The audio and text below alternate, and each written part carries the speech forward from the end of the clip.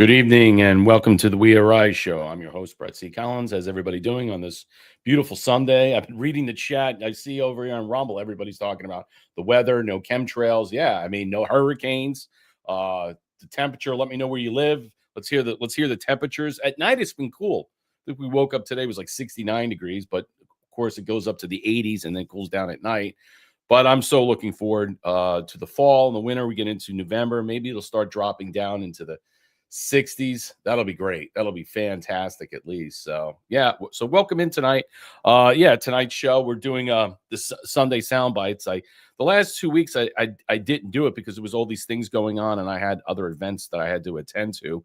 But tonight's show, left out loud, laughing at the tolerance tantrum. That's the no king scenario that's been going on. It's ridiculous. And this weekend's sanctimonious wrap up, I think in some way it is sanctimonious because the way I see these events, on one end, I think about it's logical to understand where this is going and where this is going to end up. And on the other end, you're thinking from a long-term standpoint, how long can we continue to be this divided? I mean, obviously there wasn't 7 million people, 5 million. I don't think we'll have the numbers per se, unless they do some geofencing and stuff. That's the thing around these days. Wink, wink, geofencing. That's how they're going to find out if Tyler Robertson actually shot Charlie Kirk. That's just going to be brilliant. Yeah, it's easy to find that. Welcome in pill.net. Hello, everybody on Rumble. Good conversations tonight. I love. Let's keep it up in the chat. It's fantastic. And hello, everybody on YouTube. We're on YouTube now. You can go sign up, subscribe over there. So if any of these shows go down and stuff, we're up and running. I think I have already 30 subscribers on there. So, I mean, it's great. And I show a lot of videos. I go through, splice it up through the splice up machine. So a lot of the videos that are out there tonight, say, let's welcome in everybody over here on Pilled Wood USA, dropping 117 gold pills. Thank you so much. Thank you for always being here. Who else is here? Hey, what's up, Thea? How you doing? Thank you for the ship. Take down the whole disease temple. Yeah. I mean, if anything was an example of how bad it is, I mean, I think it's probably a lot worse than we think. Trusty Turnip, how you doing? What's going on? Surf Dog's in the chat. What's up, buddy? How you doing? Darla L, thank you for the can. No kings at the protest, but a brunch of geriatric queens. Yep. Good evening, everyone. Yeah. I mean, honestly, Darla L, Nancy Pelosi gifted the vodka and the sombrero. That's funny. Hello over here on Rumble. Yeah, no, dog. I saw you. 40s in North Georgia. Blue DeVilliers, man. What's up? See you smoking a Cohiba, drinking a single malt. Nice. There you go. Yeah, who else is here? MG615. Good to see you. Thanks, everybody out there. A lot of good conversations and stuff. So we'll get into tonight's show. Like, share, and subscribe. Always subscribe. That's the most important thing. If you want to donate, support the platform, that's even more fantastic. That's great. Drop us a gold pill. Hit the bell so you know when we go live. Now we're on multiple channels now, YouTube, for as long as they'll have us, Pilled and Rumble. So everybody can go back and forth. So there's no complaints or arguments where you could see it. So you can jump into any of the chats. I'm there all the time. So let's get into some good discussions regarding this no kings thing. And I got a couple of things I want to say about it. Look, having a nation, I think in some way that is so uneducated and reactionary and devoid of having rational thought about anything that they can factually prove one way or another is embarrassing. And notwithstanding the equivocation of language or what they disguise or mask in, with American liberty, civil rights, license to opine about things they know nothing about. I have videos that I spliced and I put together and stuff that I got off other handles on X that are just hilarious. I mean, there are so many people that are completely just like lost. Like they have no understanding about the Constitution. They have no understanding about why they're there, what they're protesting again. And I just think in some way that it's perfectly placed that we can see why these people are in this position and getting paid to do it. I mean, obviously, you know what? And I'm glad that a lot of people like the rest of us that are here on this platform, this chat, that see right through and see how sad it is. And I don't know where this is going to go. And I think that the idea of being paid to do their job, whatever their job is, I think that's funny and stuff. Shows you this master herd, this flock of what? Of panic, disillusion, agitprop. I mean, all this stuff. They talk in small sentences. They say king, illegal aliens, due process. They don't even know what that is. Mention healthcare, just Nazi and fascist. They have like certain words they just talk in such a in a prevailing way that you know what, it doesn't even matter anymore. It doesn't. When you look at these people, and you know what, Portland's lost. Let me say that. We'll show you a video that I think Portland is lost. I've been saying Portland's been lost for a very long time. I think they're done. I think it's over. I think you're going to have to go in there and sweep through the entire city. You're going to have to get rid of the mayor. You're going to have to get rid of the governor, the city council, maybe even the higher ups in the police department. It's just out of control. How do you move forward in a country when you have cities that are under siege? You have death threats all over the place. There are people saying, murder the president, saying all these horrible things.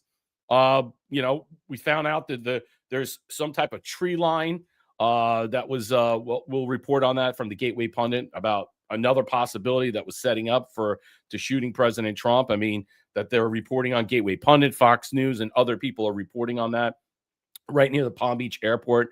And I know that airport well. I used to drive by it all the time. It's like, are you kidding me? Again? And some people are like putting out, they don't believe it. They don't know what's going on. They think this is all made up.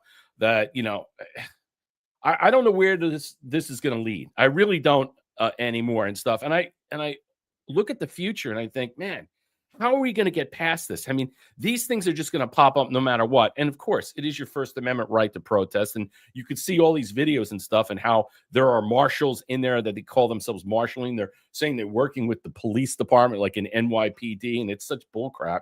None of these people are working with anything with the police in any way whatsoever. And they're only there to keep the peace because they don't want this to go out of control. I mean, it looks like the only city that's out of control right now is Portland. Portland's just way out of control and no one's doing anything about it. I think eventually you're just going to have to send in, I think it's going to happen. You'll declare the insurrection in that city and then move on, sweep through, arrest the mayor, arrest the governors, arrest the city council, maybe some police too, because they've been given a stand down order and it's been really bad. So the No Kings protests that were great for social media, but not for meaningful change. Yeah, it's like I was saying, there's just so much video footage of independent journalists out there. Like I saw Susan Hernandez, many other people out there that went through the crowd just interviewing these people. And these individuals that they were interviewing were just the most, I swear to God, we really have, there are some really stupid people out there, ignorant fools. I think there's just people that are willfully blind, or they're just morally bankrupt, or they just really don't understand anything anymore as long as they're getting paid. And a lot of these people are a much older class. You know what I'm saying? They're in that boomer, let's just say, time period. It's obviously, you can see it's white, white women, white men, a lot of older, I'd say, what is it? Ages between, they're saying, what, 60s and up, 75. It's crazy. I mean, are these people getting paid to protest and stuff? I mean, I don't know. I mean, where are they? Where are they on this list? These liberal people. Where do these lists come from? I'd like to find out more about how they attach these things. Do you just sign up to this?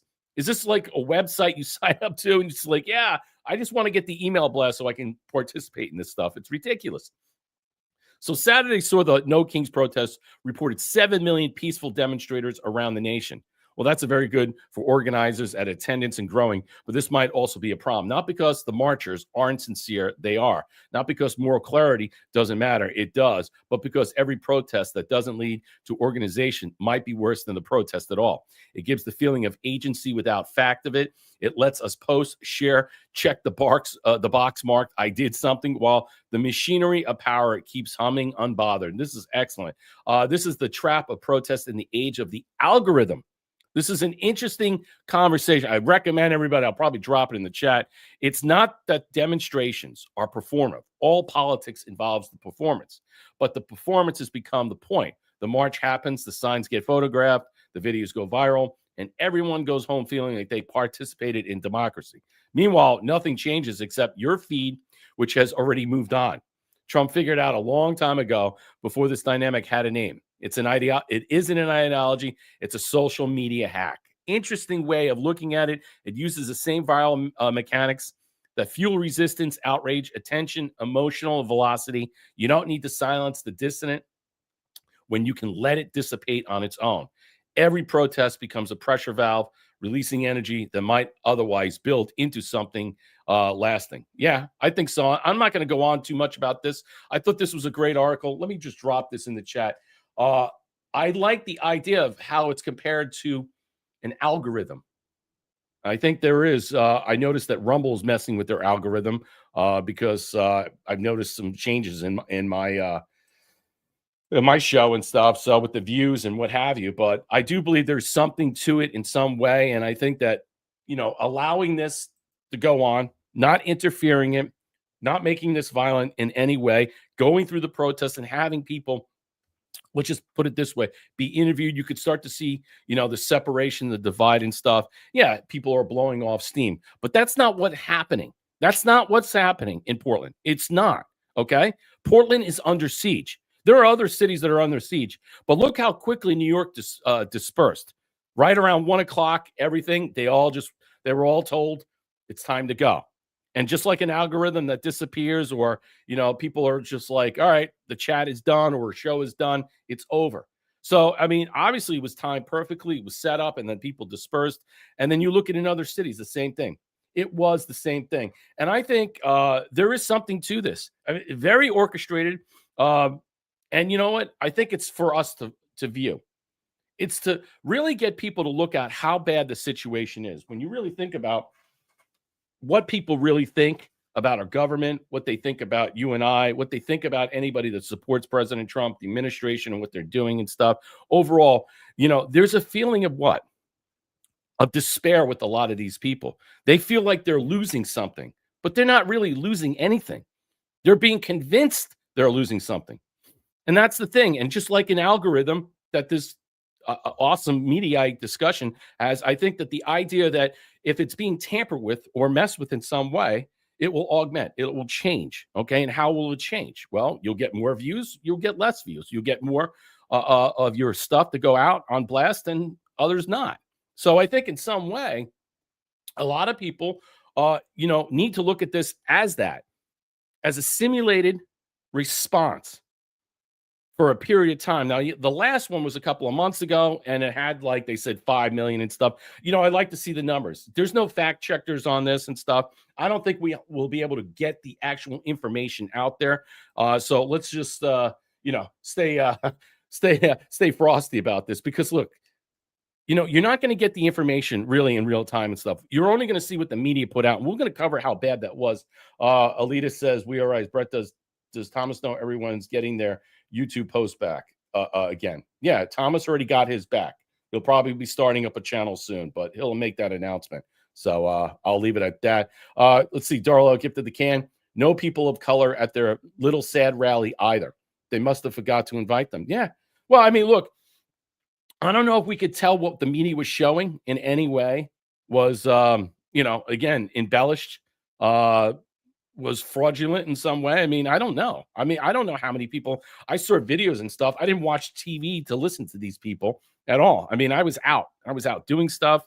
I was out yesterday all day. I don't have time for this stuff. And, even if you're getting paid to do this and stuff, why would what amount of money would it be to take to actually work these rallies? I mean, honestly, don't you think you'd have more important things to do, like go out to lunch or brunch?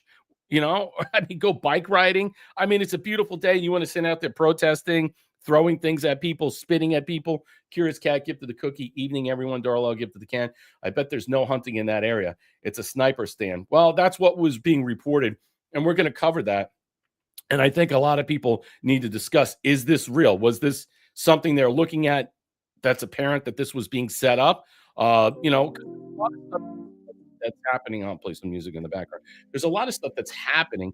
I think a lot of people are going on X. There's a lot of people saying that President Trump's, let's just say, his ear because of the Time magazine. Well, it looks like he was never injured and stuff, and he faked the whole thing, and no one really got shot in Butler, and no one was really injured, and no one died and stuff. That's been floating around quite a bit. I don't know if that's propaganda, agitprop, and people saying that they can prove it or one way or another. And here's another thing with this hunting stand that's like a perch or something like that on a high tree where it looks right at an angle or a trajectory where President Trump can open the door from that and be right from Air Force One in West Palm Beach. Yeah, it's not good. Not good at all. And it needs to be explored. I know the Secret Service, the FBI are looking into it. There's got to be video footage of people around that area. We don't know how far that was from where the airport was. How did they come to that? That's what I want to know. Who gave them insight around that? How far was that perimeter going back? I'm sure it had to be at least 1,000 feet, right? You would think, especially if people want to take shots or not. I mean, you never know. All right, so here's Tim Kramer says, King George isn't going to like this. And I think this is funny. But this is exactly what's taking place. Day, marching against no kings.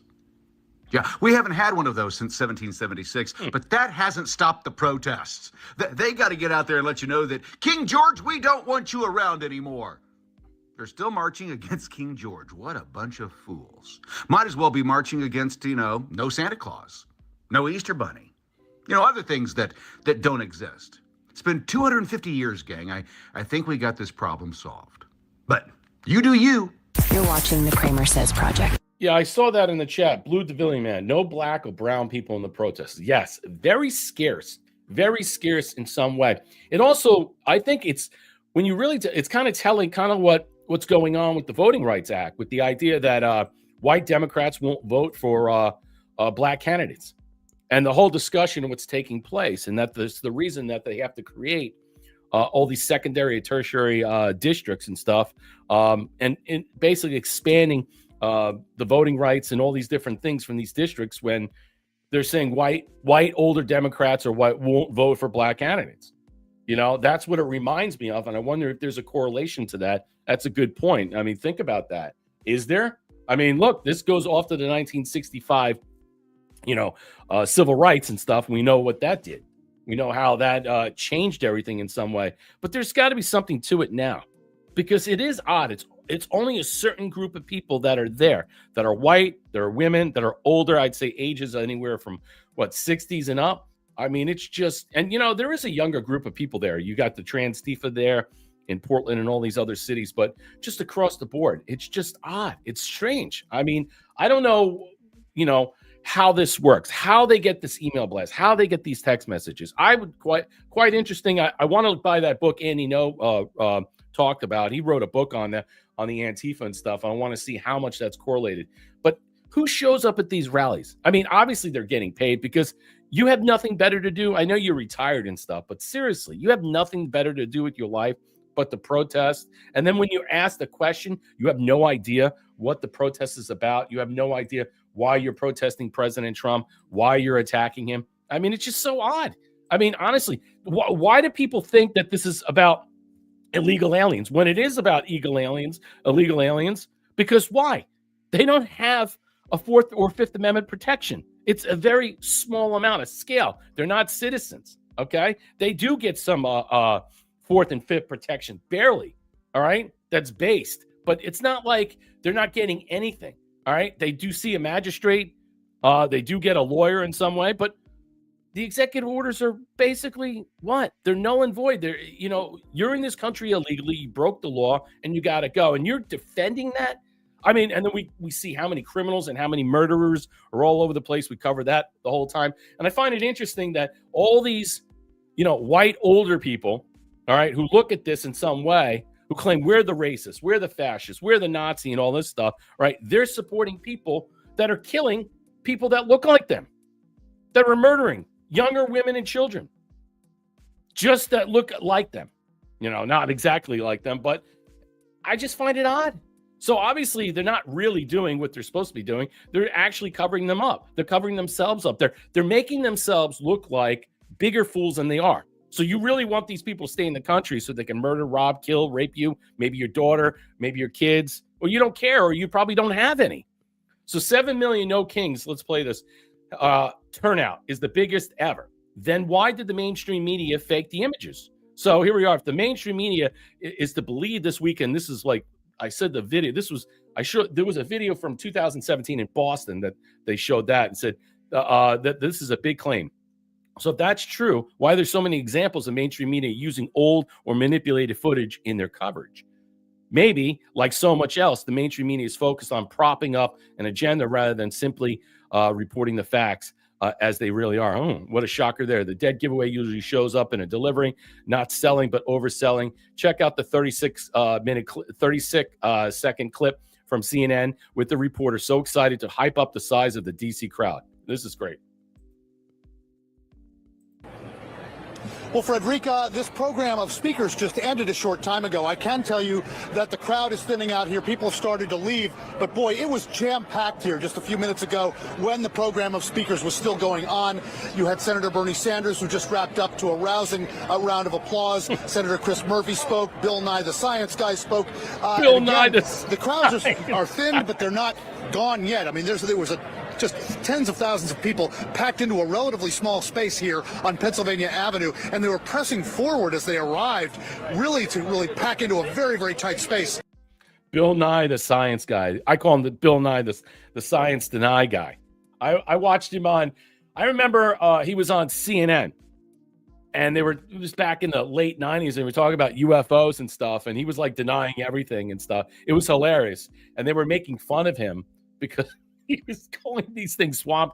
He was using all the talking points of conspiracy theorists, the narration from CIA, Mockingbird, and it was hilarious. But what is he doing at this rally? Why is Bill Nye the science guy? So he now become political?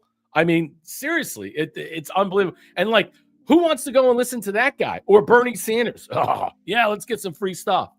So if the real thing was impressive and they're making it out, just listen to how they portrayed Saturday's turnout in this written article, and then we'll dive into the falsified images. Nearly 7 million people showed up for Saturday's rally. That's not true, including more than 100,000 people in New York, organizers and officials said. Along with the larger events in major cities, small pockets of No Kings protesters cropped up along busy thoroughfares, in small town squares, and at municipal parks in red and blue states alike. The largely peaceful protests followed tumultuous summer of mass immigration raids, demonstrations against federal immigration enforcement, and deployment of federal troops in the Democrat-led cities. Some demonstrators wore a yellow symbol of unity and a reference to other nonviolent resistant movements, according to the organizers. Yellow is bright, unmistakable reminder that millions of us stand together in the belief that America belongs to its people, not the kings. Read a flyer on the No Kings website. Okay, whatever. There's Cat Turner. There's a video from, this is 2006. It's actually 17, but he puts it up here from 18. Brian Kratzenstein puts it out 7 million people today.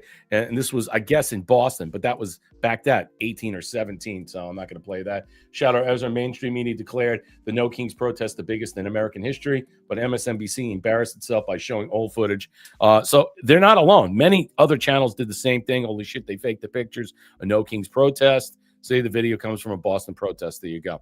It's not surprising that the media is doing this. I mean, they want to bump this up and whatever it is. It's probably really, let's just say, it's so light that they're embarrassed to even cover it. And that footage was put up to test because they said there were millions of people back in a couple of months ago. What was it, June, July, or whatever it was? They had the footage test with the AI, that the video also was least proven not to be exactly what it was reported to be. All right, so it's Savannah Insights. AI has examined this video, and there you go. And this is the positive about AI in some way, that you could see that a lot of this stuff that they're using, whether you're using AI to trick you or confuse you and using other images, and then you put it through the AI test and stuff, the algorithm, and you find out all these videos were done years ago. Another fake that did not happen today. This was June. Why they have fake so much? Let's play this.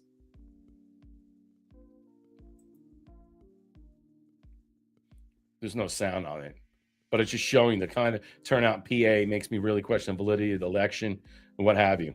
So, I mean, they're basically just showing you examples in every different city that they're going through. There was just multiple let's just say levels of like scarcity, and that you see in our new world of deep fakes, AI generated crowds, and overall deception, it's getting harder and harder to tell the difference between the truth and fiction. I believe that was the argument and discussion of the Mediaite post that I dropped in the chat, that it's all about the algorithms and all about playing it. So you don't know what you're seeing on TV unless you're actually there. I stumbled across the question while researching some of the false video being used, and maybe this is the question. No Kings was such a bust, they need a do-over. So, you claimed your No Kings protests were so successful, huh? Well, then how come you guys got to have a do-over? I think that's a good point. I mean, you know, I think when you understand it, so how big was the first one? Do we even know? Is there any numbers to prove how what it was? I mean, they're saying it was 5 million to 7 million last time, and they're saying now it's more. But you can't prove it in either way and stuff if you were there. And if you were live reporting, you'd have to ask the people that were covering these things, how did they look in some way? So when you see independent journalists interviewing people and stuff, and you see people behind them, you know, that I think that's the way you can tell. But you know, that's what I'm saying. I don't buy anything the media says. I don't trust anything anymore, what you could see. And you got to be careful what you share and what you talk about, because look, I mean, your eyes, you know, your eyes, your ears, everything right now is a deep fake. Everything is just manipulating the algorithm. I think that's a very striking and telling point and stuff. It says all you have to do is twitch a little thing to make people think this way or say that or do something in context, because everything these days becomes reactionary. And I think the low IQ, the low intelligent people, or the emotionally unintelligent people, they fly off the handle. And I think this is a good discussion about how we see this moving forward. So this is Dr. Jebra Fauché. When asked why she was out there, her answer was succinct and compelling. Listen to this. Frankie Scales. This is hilarious. This is how these people talk. I think protest is No King's Day. And why specifically are you out supporting No King's Day? I think protest is important. Why are you protesting? How much time do you have? A couple minutes. And what's the main reason you're out here protesting President Trump? I agree with a lot of the decisions that are being made. Is there any decision in particular you disagree with? Okay, so I would start with, well, I don't even think it's appropriate for me to have this interview. So what brings you out? So she realized at this point she had nothing to say, and she couldn't back up what she was going to say. And if she had actually a thought to say it, she realized maybe she shouldn't say it live on air. Aha. So that's what we're getting to. So either she really had nothing to say, or she was hedging her bets and she was trying to think about it. Maybe I shouldn't say this live. Maybe I should be careful about what I'm saying, because it might be, let's just say I might be deemed as a terrorist, or I might be thinking, yeah, she looked kind of high. How many Xanax did she take? Yeah, I mean, that's a great point, Trusty Turnup, and welcome to the show. You got to think about this. How many of these people were drunk, were on some type of drug in some way? They were popped up, pilled up, hopped up, high as a kite, whatever. We don't know. I mean, you know, how much drugs were these people on before this was taking place? I mean, that's a great point, and I think a lot of people should consider that, because you really don't know. And that's the thing. But when I look at Portland and stuff, there's no doubt about it. I mean, everything that was discussed about Portland, and then we'll see, is that the city is out of control. This is a city that is finished. I'm complete that they'll have to go in there and remake the landscape. They'll have to take it over federally. All right. Institute new management per se. And that goes from the mayor top down all the way through. I'd say even the governor as well. Because the governor is also a batshit crazy transvestite. I mean, nut job. I mean, when I look at this city overall, and allow that they're allowed to get away with all this stuff, and it's not a small group of people. Look at all these people come out. So consider that. It's embarrassing. It's sad, and we can't have American cities like this. You can't. We'll get into Memphis. I got a video of that discussing how well Memphis is. Let's just say doing under the authorities of the U.S. Marshals and other groups that that are going in there cleaning up the rot and the filth. ICE, don't forget ICE, and I think other federal agencies. I think the FBI is in there doing a lot of stuff. The mayors need to be sued. Well, it's not about being sued and arrested. I think eventually the mayors and the governors will have to eventually be held accountable and liable for their actions, whether there are lawsuits and stuff like this by the people there that pay their taxes and stuff. I don't know. That's a good point. I don't know how is that going to come? How is that? Is people just going to basically just sue, after these people are deposed? And will they be able to win anything in state court? I mean, would that go to the Oregon Supreme Court? How do we look at that? I mean, that's a great discussion. After these people are deposed, are you able to sue? Like my tax dollars. For years, I've been paying taxes, property taxes. You got the squatters, you got the homeless, you got all this nonsense, all this chaos. And I'm a taxpayer and all this stuff.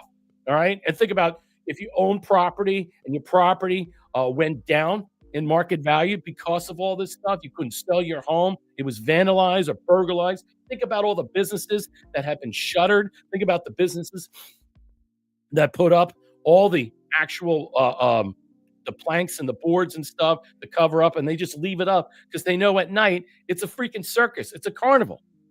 Darla, gift to the can. They're pissed off that their connections to purchase drugs and other things like children is being cut off. Yeah, I think there's a lot to that per se. Let's get into Colin Rugg. He says, new, liberal, no kings. Protester celebrates the assassination of Charlie Kirk. This needs to get meaner. Charlie Kirk's a piece of garbage. He says, Hitler is dead. I'm glad Hitler's dead. Evil people have no place. Listen to this nonsense. We might even need to be a little bit meaner because the Republicans don't mind being mean. And by mean, what do you mean? Do you mean protesting? Do you mean... Maybe we have to, stop being so nice. Because you seem like a pretty nice lady. I'm a pretty nice lady, but I can be pretty mean, too. Okay, and I have to ask this because people on the other side are going to say that they feel like the Democrat Party has been mean. Recently, with Charlie Kirk being assassinated, He's a piece of garbage. Of course we were mean. I am so tired of people saying, oh, but, it's a terrible thing. No, Hitler is dead. I'm glad Hitler's dead.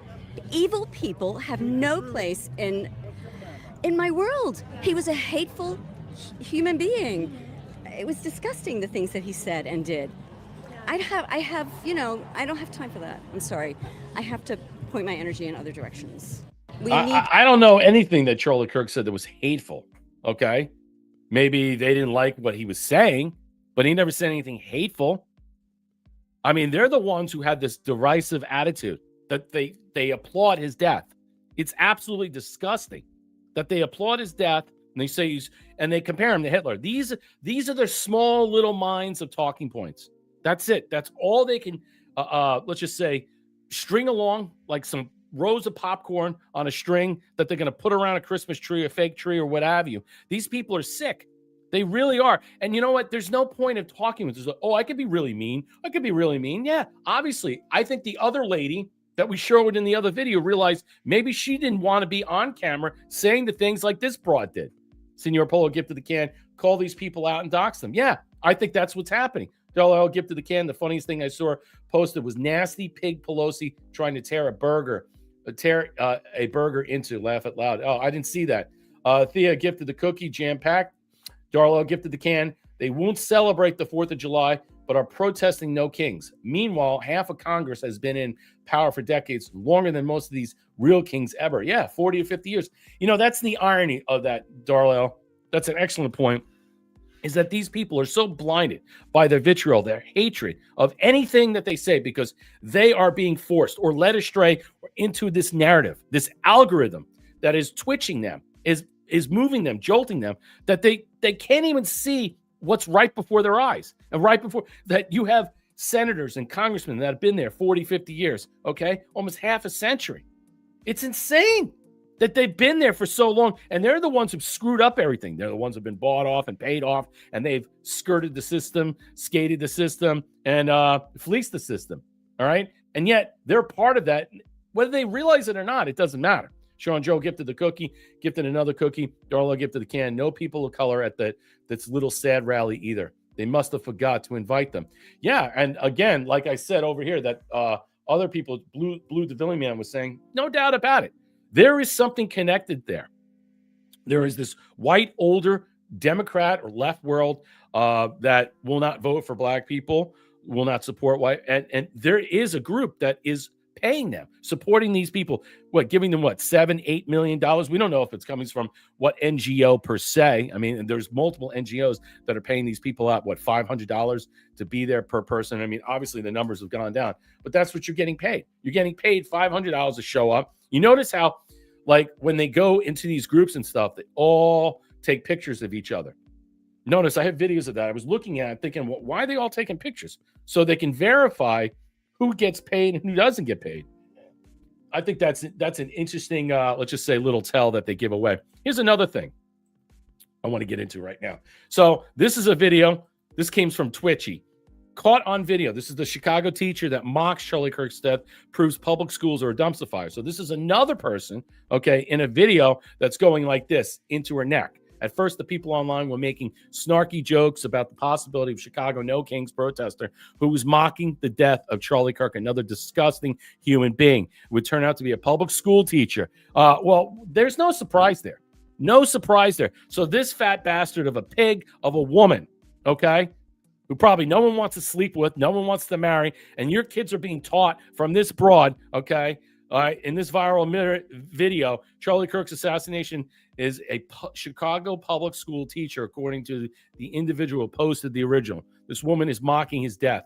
Watch. Hey! You ever heard of Ozempic, you fat ass? Disgusting, disgusting. Play it again later. Hey! You ever heard of Ozempic? Lucy Martinez. Lucy Martinez. There you go. There's a disgusting human being. Look, I mean, why are we not surprised? I mean, should we not be surprised when you see these types of things? Obviously, these things happen all the time.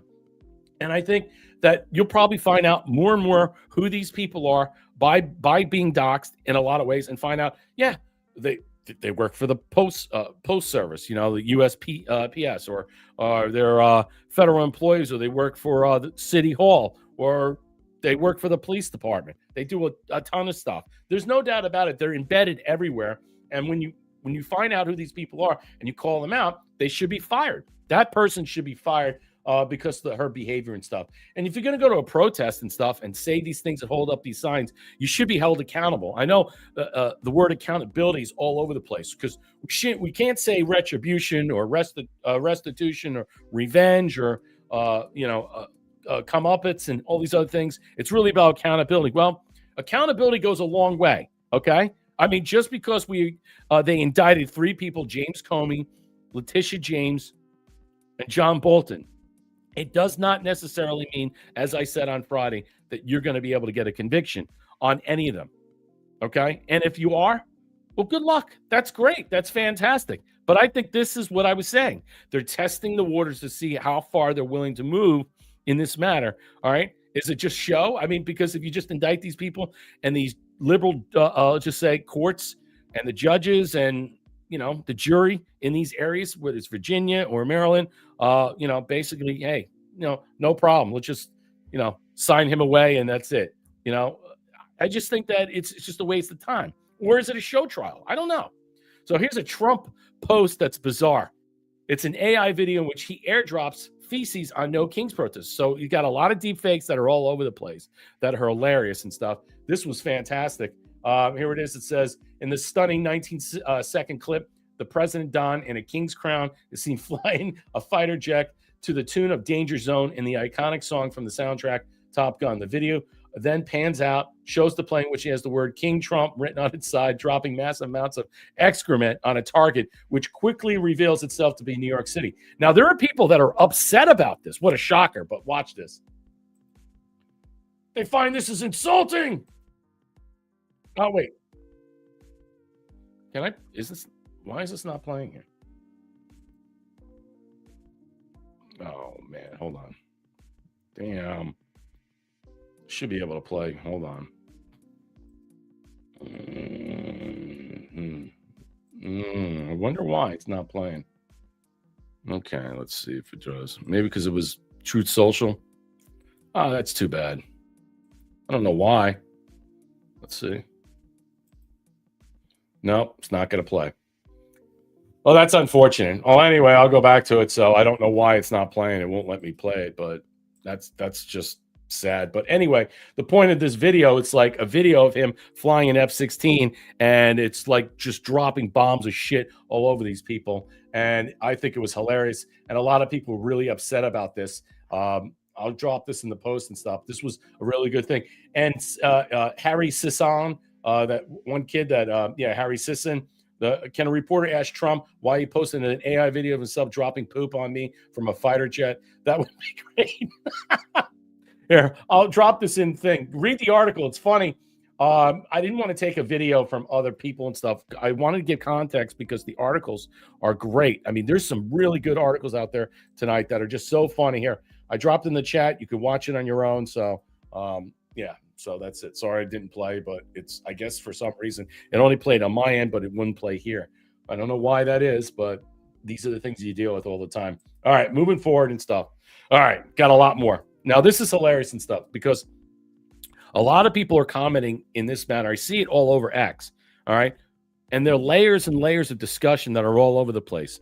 But this was, I think, fantastic. And we're going to get to the idea because the U.S. Marshal Service is popping up more and more, okay? Boom, the governance layer is now active. Scavino's role marks a turning point as the head of the White House personnel. He confirmed the link between the executive and the U.S. Marshals. The connection to DOJ is now operational. This brings the D.C. federalization template fully online. The Marshals stand at the bridge between the courts and the executive, aligning appointments through the White House, creates a governance layer that stabilizes the system. Executive DOJ and U.S. Marshals now move as one circuit. Each appointment anchors lawful continuity, which each node strengthens the grid, which is the architecture of the restored order. All right, let's play it, and we'll get to the discussion. Additional job on. PPO is responsible for vetting, interviewing, and bringing in candidates, political appointees, to all these agencies throughout the government. And something that we really want to keep an eye on, which has been done, is bringing people with the values of the president that want to complete his agenda, making America great again, America First policies. I work very closely with all of the cabinet members, or I will be working very closely. So the communication you have with the cabinet members is very important in staffing up their agencies with political appointees. PPO also oversees ambassador appointments all around the world. So we have those to fulfill. We're also responsible for U.S. Marshals and fulfilling those obligations all around the country. Work very closely with the DOJ on that front. So as I said, I'm learning every day that passes. I'm a quick learner, and I've hit the ground running. That's interesting that he said that about the Marshals. He highlighted it several times. I mean, what's your thoughts in the chat? I mean, let me know. Let's hear your comments, questions, and concerns. Drop us a gold pill, hit that red pill. Let me know what you're thinking about the show. You can help us over here on Rumble as well with the Rumble Rant. So some already suggest that the revolution, the rebellion, the subversion, the putsch, or the insurgency is here. It's been going on for a while now. And it's not just, it's not going to just happen overnight. This is a cultivation of amount of time that's just been brewing, and you're starting to see it bubble through the surface. And sometimes it's a mask to cover, I think, the true face for what is behind it: the specter, the phantasm, the boogeyman, the demon, the ghoul, what have you, all representing evil that it projects. I think that is a key of understanding. The U.S. Marshals have what type of authority? Think about that. Now, they're connected directly to the authority of the executive branch, which connects to the DOJ. Let's go into it. So you have U.S. Marshals and the type of authority. Well, they go after federal fugitives, violent crimes that are wanted for, assist state and local agencies, outstanding federal warrants, interfere with federal court. They also have witness and court personnel. Marshals arrest individuals who interfere with witnesses and witness security programs, which is WITSAC, or those who interfere with the operation of the federal court system per se, contempt of court. They investigate, apprehend sex offenders, public safety missions. They have a broad authority. They execute outstanding federal warrants warrants, and under 28 U.S.C. Code 566, U.S. Marshals and their deputies can arrest without warrant for any federal offense committed in their presence for any federal felony if they have reasonable grounds to believe the person committed or is committing one, a crime. So let's go with the judges, because that's an automatic thing. So federal judges, I mean, technically you need to impeach them. That's the only way that, Congress has to do that. It's their authority. But judges with non-judicial federal felonies can be removed. They can be removed on a variety of different reasons. But technically, that can be convoluted in a lot of ways. Can you arrest congressmen and senators? Yes, you can. There's a certain amount of limit of immunity. Yes. Can you arrest all kinds of different people, governors and mayors? Yes, you can. You have the authority to do that. And I think that the reason why they're bringing up the Marshal Service in connection to what I believe the Justice Department is doing is because if they're working on court cases that are RICO or racketeering, what have you, with the governors all over the place, whether it's in Oregon or in Illinois or any of these other places and stuff, they have to set this up forthwith for them to go out and make sure that they do the individual arresting. We're always thinking that, well, when he sends the military in and stuff, the deputized agents of the National Guard and other people, well, they technically have the right to arrest. Okay, but you want the federal authorities doing it, and that's what it seems like that's happening. We don't know what's really going on behind the scenes. I think there was a video of President Trump saying on Friday, we've been working on this for quite a while behind the scenes. We've been in every city, every state, a lot of these areas for quite a bit. And the question is, all right, well, how long you been there? And then also, what is exactly being, let's just say, uncovered, rediscovered? I mean, what are you doing? I mean, do we even know? I mean, they're not talking about, we're not hearing about anything. We still see these governors and mayors and corrupt police chief act, let's just say, unlawfully, allowing this type of chaos to continue on, especially in Portland and in Boston. I mean, it just, can the marshals arrest retards? Yes, they can arrest retards. I mean, yes, they can. The question is, they're getting, let's just say, I think a higher level of praise these days. They're becoming put on notice in some way that you're probably going to see the Marshal Service do a lot more than we've seen them. So we could see them arresting governors and mayors. I don't know about the judges. These federal judges, state judges are under state jurisdictions. Federal judges, it's a tough line to walk because they have a certain amount of immunity. Unless they're taking bribes, you could prove that they're getting bribes, kickbacks, and other things. You can arrest them, like I said, for these non-judicial federal felonies. So bribed, blackmailed, stuff like that. Any of these types of things that they're involved in, like that one judge who was basically keeping an illegal immigrant in her courtroom hidden in the back room or something. And then she was arrested. So I think there are many other people that are going to be facing the same type of fate if they're, again, violating an executive order or multiple executive orders President Trump has put out. All right, moving on.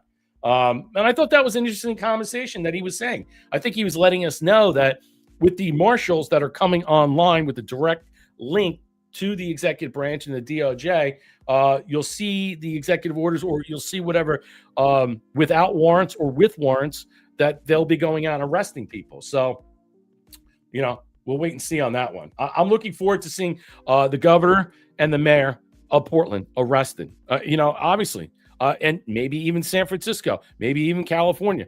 He's going there soon. I mean, he said he's going there soon. So we'll see how that is connected. So this is...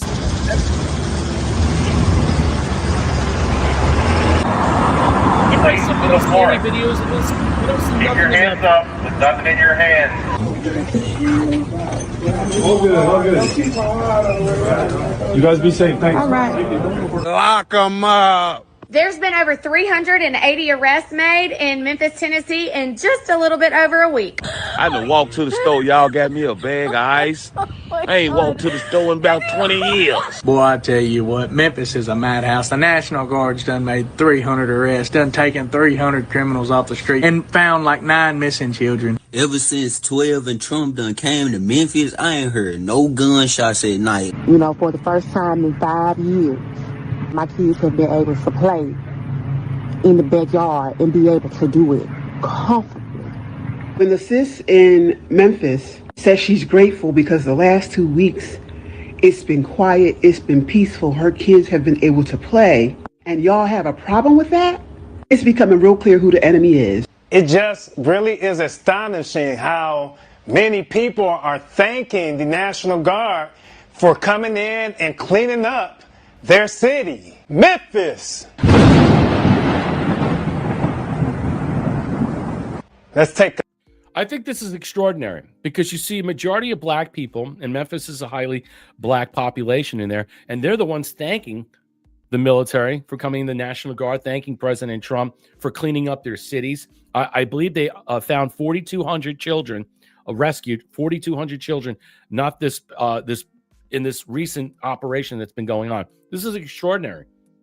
And the people that are thanking President Trump are these people that are living in fear, all right, in these black communities, and they're scared shitless. And then you hear that these people are happy and they're comfortable going out while we watch these king rallies, no king rallies, and all these older white folk are bitching and moaning about the military, the National Guard, arresting all the illegal criminality and scum that are committing these crimes in these cities in the first place, okay? That are doing all this garbage that was allowed to happen. And then you see the polar opposite, just like we saw in D.C., thanking President Trump and the National Guard for cleaning this mess up. People are being arrested all the time now because what? They're not allowing this scale of violence to continue.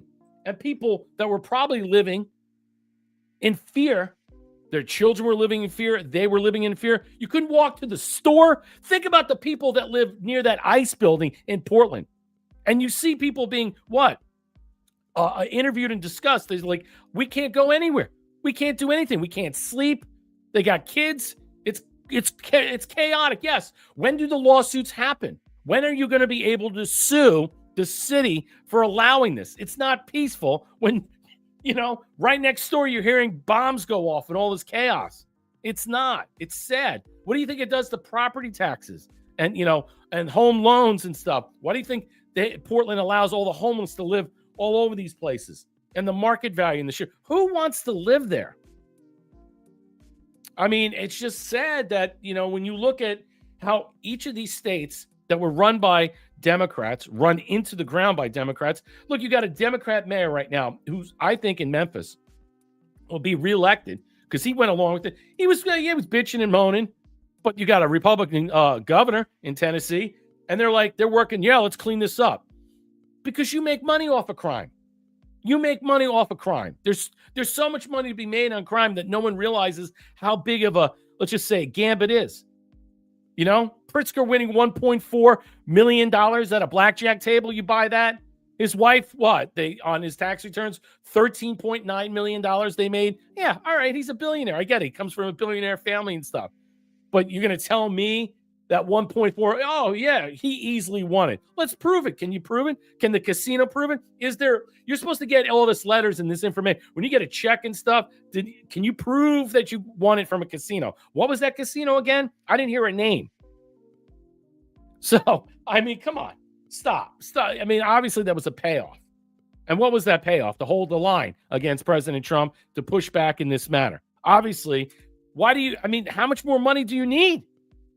I mean, you're already a billionaire. But again, it's all about them and what they're going to use that money for. And what is that money for? It's probably going to pay out through NGOs and all this other stuff. Yeah, they're all scumbags and crooks and cheats and stuff. But I'm so glad to hear that Memphis, like DC, is doing well. All right? And it's very sad that people have to live in these communities, okay, all right, of a certain color that can't go out because they live in fear and they blame white people. And I'm glad President Trump is doing it because this is what you need to focus on. This is what you need to see. And I think more and more people are seeing this, okay, with clear eyes. And they're not like batting away and saying, look, Memphis, shithole, this is a shithole, we got to clean these up. And when we clean these up and the people see what we can do, I think in some way, then people start to realize, all right, who the enemy really was or is currently. All right, moving on. Like, share, and subscribe. Drop us a gold pill. Thank you, Thea, for dropping the shades. Save the children. Yeah, I think it was 4,200 people that were 4,200 children that were rescued that was being reported. I was reading an article from some rag that it said, I couldn't believe it was like 4,200, really? And yeah, so I guess over this period of time, there was this amount of kids that went missing, and they've been reporting it daily. But you have to really go find these articles that are covering it. And I think there's a reason why they're not covering these things. They're totally the search of it, the algorithms, they're not allowing you to find out what's taking place, because a lot of positive things are taking place in Memphis and they don't want to cover it. Trump won't give to the cookie, just rolling in. Good to see you. Yeah. All right, here we go. Moving on. All right, let me change this. Hold on. If you don't like the music, I'll. Okay. All right. Here we go. Where's that? I got. Okay, so I got this one. So a lot of great videos that were people recovering and recording and stuff and covering out today. But this I thought was interesting. So President Trump talking to Maria Bartiromo. It says, President reminded Antifa blue state governors and mayors one important fact. This is fantastic. And don't forget, and I haven't used it, but don't forget, I can use the Insurrection Act. 50% of the presidents almost have used that. Yep.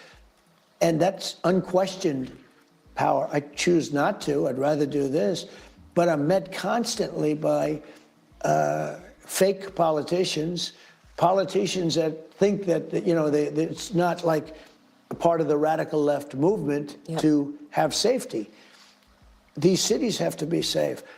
Our cities that are Democrat run, exclusively just about, are unsafe cities. And don't. It's a fair assessment, a fair analysis, and he's right. I mean, think about 50% of our presidents used insurrection in one form or another. I mean, it's a legit thing. They don't need to go to the Supreme Court to say he needs some type of predicate law to move forward. He can declare it any time. And maybe he hasn't, or maybe he has signed it. We don't know. We just don't know. I mean, he's sweeping through these cities. He's doing these things with deputized marshals and National Guard and all these other areas, and they're going blue city to blue city and stuff like that. When is Chicago next? But again, we're not seeing the arrest of the mayors and the governors. Is that for another time? When does that happen? Are we waiting for the indictments to come out for those through the DOJ so the marshal services will go out and do that? And what type of indictments will that be on them? I'm sure there's plenty of indictments that you can authorize against these mayors and these governors for allowing their city-state fiefdoms to be controlled by terrorists. I mean, aiding and abetting, federal criminal terrorists. I mean, I'm sure there's executive orders and other things that are in place that they're not saying right now. It could be really bad. And who's to say that, again, I'll make this argument, the narco-terrorism that does go on inside the states that are working in concert with the governor or the mayors or the police force that are allowed, and they get the wink, wink, nod, and they look away, and they're allowed to operate in certain prevailing areas and stuff while, people get their cut on the back end. I can't imagine that it's just them alone that are operating in this matter. They're allowed to operate in this matter undetected. So keep that in mind. I don't believe so at all. All right, moving forward. This comes from Shadow of Ezra. This was a good one. And I saw this a couple of days ago, and I think it was posted. But this is Shadow of Ezra. He says he claims political establishment can't agree on anything from immigration to basic domestic policy, and the conflict is about to intensify. Bannon says tensions will rise fast, and the Trump administration is moving too slowly to arrest deep state officials. Heading towards a civil war. I don't think there's any doubt. We looked at the indices out there, and these are unbridgeable divides right now and getting deeper. And the Democratic Party is getting more and more radical. Look, everything we're dealing with right now. All right, he's saying right now that he's moving too slow. All right, for the reason. All right, for this reason. Now, who's to say that there's a reason why they are moving too slow, or they're purposely moving too slow for them to kick things up and make sure that they give them a reason? Don't interfere with them. Let them continue on, and let's just say be motivated by their own guile and their own, let's just say, entanglements, because It's going to get hot and heavy. A lot of people are saying, we're already in it, and I don't think people are recognizing that we are. And I've said many times that this civil war, this de facto civil war that we got 1 foot in, 1 foot out. How is it going to grow? Is it going to metastasize in such a way it'll spread to certain areas of the country? Will it be throughout the United States? No, but it's definitely going to hit all these blue city state fiefdoms, and it'll be energized.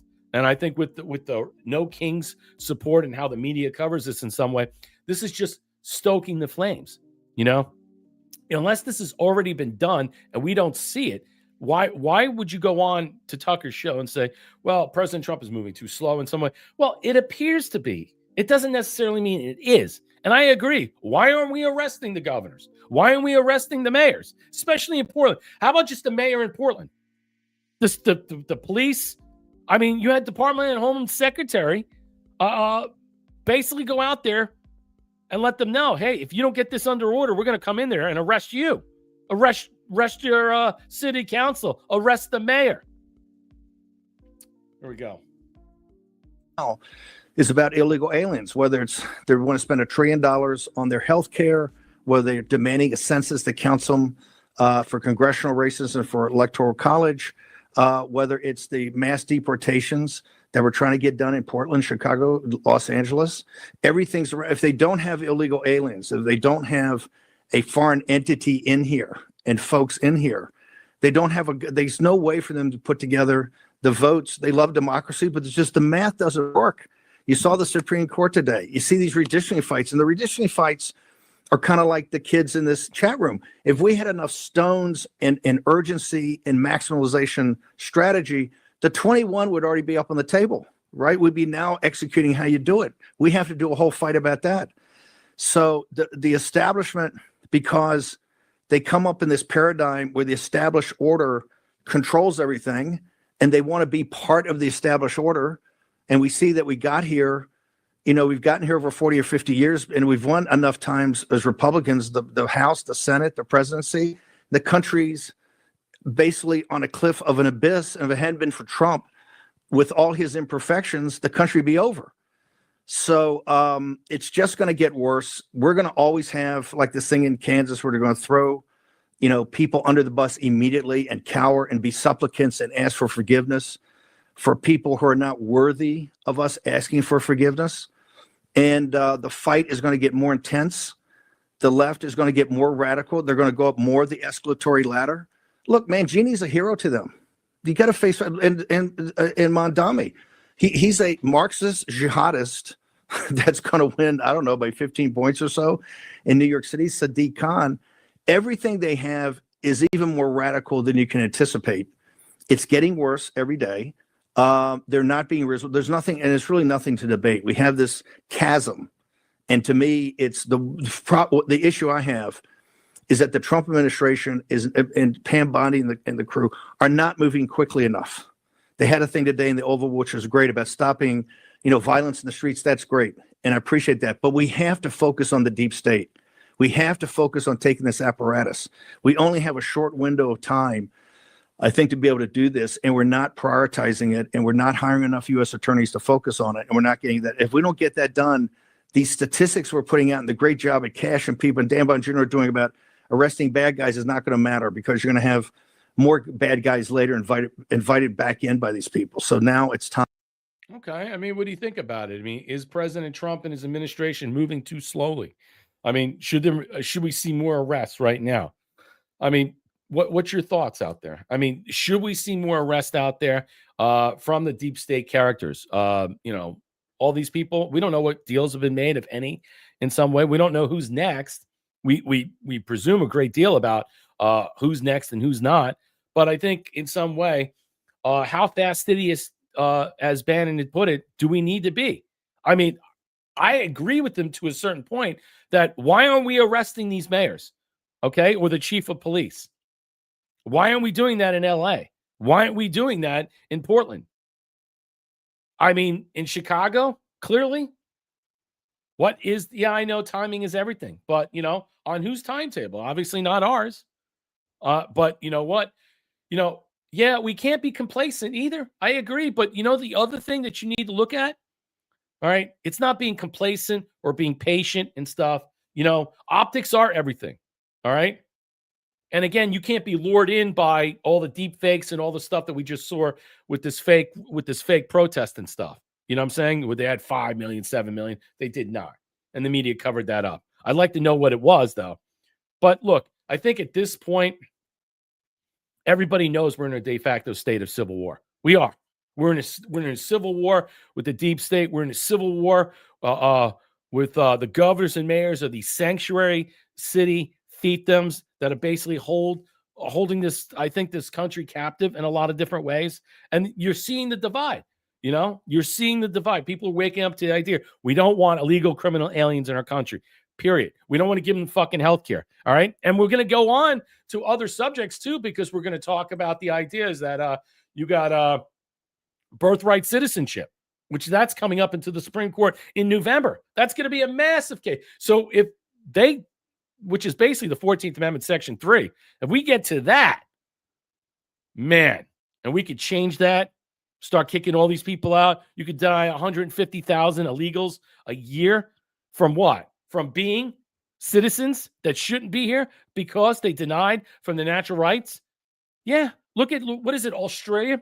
Australia has it where if you got one parent that was born in their country or legal guardian, what have you, and then you have a child that was there, you have there's an option and stuff. That child could be deemed a citizen, but if that person resides in the same country for over 10 years, then automatically you're granted that status. I mean, and Australia is very strict in that matter. And a lot of countries don't follow suit in that way. There's pockets of it here and there. Why is it the United States doesn't do that?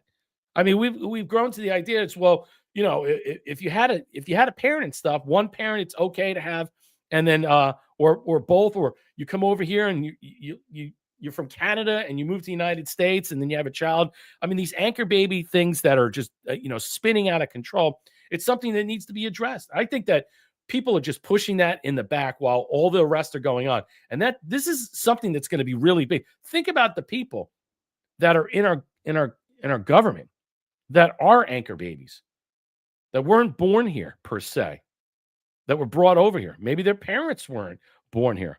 Maybe their dual passports show who they are and where they reside. Obviously, President Trump getting Muriel Adelson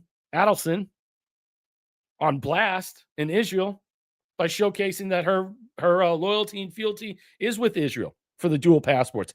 That's another discussion we need to have about dual passport people and stuff. What do we do with those people? How do we do it? Do we kick them out? Do we force them? Do we create laws? Yeah, I think so.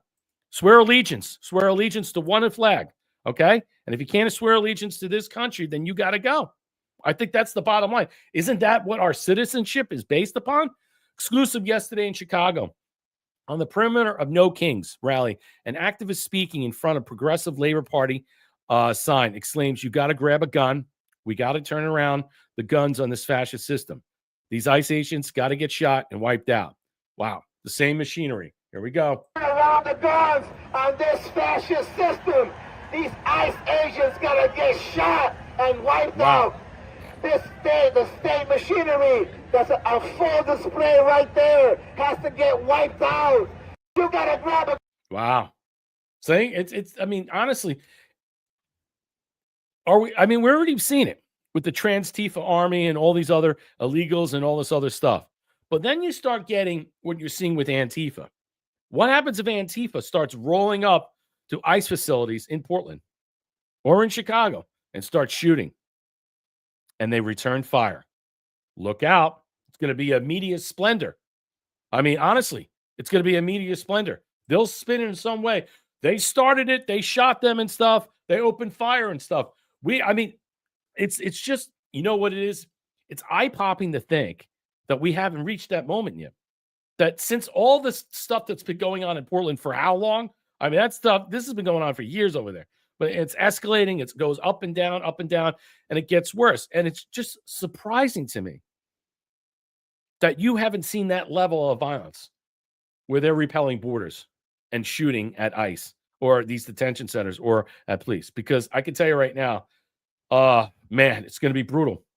Because I said one of these people go down in this manner, it's going to be chaos. Same thing in Chicago, what's going on.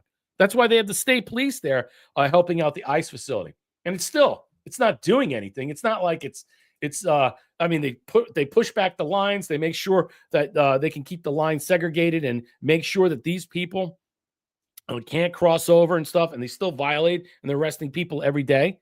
I mean, they shouldn't be allowed in the area to protest. All right? Federal property.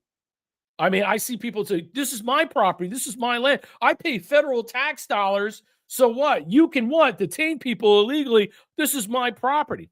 These people are crazy. I mean, it's just nuts. They don't understand the law. They really don't. And I think that's the problem. We have so many people that are so deluded, think they know everything. They don't know anything because they're being taught one way to think and one way only to think. And it's just like they're all being raised to grow up and hate everything that's the antithesis of our country. All right. And the idea is that they'll support any notion that goes against the government, goes against that. And I'm like, the whole thing is when I sit back and watch this government just collapse in the sense of people getting fired, the shutdown, because I think it's going to go on past the 30th. And, may end and may not. But this is a great thing that's taking place and stuff. Whether this has been, let's just say, a godsend because, they can't get out of their own way, or behind the scenes, the machination of this operation is taking place. And it's forced to shut down. And these people are basically forced to comply one way or another. And everything else is just show. And how much is it? It's theatrics. That's the thing. How much of it is theatrics? Let's continue on. I don't want to run out of time. Okay, here we go. All right, so this comes from Libs of TikTok. Not a big fan of her, but this was an interesting capture. No Kings protester says her birthday wish is for Trump to die. Here you go. Again. Came out on your birthday. You thought it was important. Tell me why. Look at these people. Absolutely, because I have two little boys who deserve a bright future of freedom and democracy. And see, a person like this shouldn't have children. Shouldn't have children. Personal freedom, like freedom and democracy. See, they only know key words. They don't know anything. What is she talking about? What is she saying? Children are not going to be able to grow up. Are your kids illegal? Are they anchor babies? Are you born here? This is a nightmare that I'm living in, and I'm here to make a difference. And what nightmare are you loud living in? And proud, and there's no other way I'd want to celebrate my birthday than with my parents and my best friend fighting for our country. So for a birthday present, what do you hope happens? You wake up tomorrow morning. I hope that I see the obituary that we're all waiting for tomorrow. That's what I hope for. Yeah. you wishing that President Trump is dead? Yes, absolutely. Okay. Absolutely. Absolutely. Okay. These people are sick. They'll never stop. And you can't convince me that we could do anything to change their mind. Okay? This is where the Civil War is. This is what Bannon's talking about. It's what I've been saying for months now. I'm going back all the way through. How are we going to live together when this type of insanity, okay, is knocking and breathing at your door? It's not just, attacking our president. It's attacking you and I. They want you dead too. This is what I'm saying. How can we live in this country going further? What is it going to take for us to sing Kumbaya and get together? I don't see it happening anytime soon. I don't. We're lucky we're not in a succession. California, the Western Alliance succeeding as Alex Jones talked about in the Civil War movie, that they called it the Podesta plan, in some way. They get Trump roped into this in some way. And they said it was based on that, which I'm not really certain about that. But I digress. But look, all I'm saying is that I don't see any future vision of us engaging equally and fairly, working together, having a dialogue and conversation, because they don't want to have a conversation with you. They don't. They want you dead. If you don't agree with what they're saying, they don't care. And I think it's sad. I don't know what else to say to anybody else out there to let you know is that there is no way that we can look at these people and agree on anything. We can't. We can ask the questions, all right? And they're just going to give us their answers whether they want to or not. And you're not going to like those answers. And that's what we're stuck with. That's what we're stuck with. Because there's a good swath of people in these blue city state fiefdoms that are batshit crazy, that are mentally, let's just say, and completely off the rails. They're part of this, I think what it is, this flock, this master herd, all right? And this master herd is being tweaked like an algorithm, like Mediaite says, that it's in their head. And how they're seeing it from their groups of people that they work, it shifts, it moves, it changes. But in some way, they're digesting this. They're reading it from social media. They're looking into this matter. They're on Blue Sky and all these other platforms. And they think, oh my God, the world is coming to an end. In what way is that world coming to an end for that woman and her 2 kids? Can she explain it? And that's the question you need to be asked. Why are people feeling this way? What is it that your world is coming to an end? All right. So you think by removing criminal, illegal scum and not giving them health care simultaneously, which is basically an opportunity to cut your health care away because we can't give everybody health care for free. Hell, I don't get health care for free. Does anybody else? No. So I don't want to hear that bullshit. Here we are right now. And this is an interesting thing I saw from the Daily Signal. This is a good point. I want you to look at this. The No Kings protesters reveal what their movement is really about. All right, let me blow this up a little bit more. All right, okay, here we go. All right, so some of the language on the signs is offensive and not appropriate for children. A beautiful and gentle autumn in D.C. was turned ugly Saturday by the piercing screams and vile sounds of No Kings protests. The second round of No Kings protests turned out to be hate-filled, unpatriotic parade where the attendees could be freely let out of their vitriol for the president while openly calling for the death of their political opponents whom they deem comparable to Hitler. And here, I thought, after the assassination of Charlie Kirk, Democrats believed, as former Vice President Kamala Harris wrote in, political violence has no place in America. It has no place in America unless you comply with us. That's the bottom line. Unless you are in compliance with us, all right, then political violence will never make it to your doorway. That is their motto. That's what they're saying. That's what they're signaling. That's what their algorithm is. Here are some of the most, let's just say, interesting signs I encountered on the protests. Antifa equals anti-fascist. Fascist equals Nazi. Nazi equals bad. Get it now. Okay. Can't disagree with this. ICE, make like your Polary melt. Okay. Maryland says no Nazis. Of course, here's all the subterfuge in the language. The equivalency, how they the prevarications of all this discussion of the ambiguity of the language that they're expressing here. Crabby protesters. I wonder what President Trump did to the blue grab population. Of course, vote your vote is your voice. So scream. Wonderful. As here it is. I'm glad referring to Charlie Kirk is dead. This lady, real piece of crap. It's pretty sad. It's pretty disgusting how their Daily Signal intern, Angelina Devlin, had an artfully interesting interview with this lady. Yep, we saw that earlier. Again, Republicans and MAGA are the threat to the U.S., but Democrats are the ones for the assassination of Trump and to harm all 77 million of his supporters. Yeah, don't forget, if you voted for President Trump like I multiple times, they want you dead. They find out, they'll dox you. They'll come to your door. They will do. They'll threaten you, just like they did to Benny Johnson. I mean, that guy. I mean, he got a letter threatening him. I don't know how many years this guy going to do. How much he's going to be charged with. He can't be charged more than Diddy. I'll be pissed about that. But I mean, when you look at all these things, it's just nuts. 8647. So a lot of those shirts out there.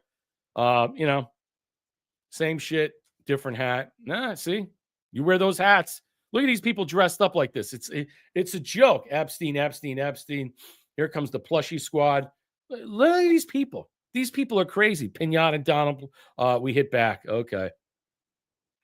I thought these are what the videos are and the signs and what there's. Didn't President just broker a monumental peace deal in the Middle East, putting an end to the war in Gaza? And they're saying, look at this.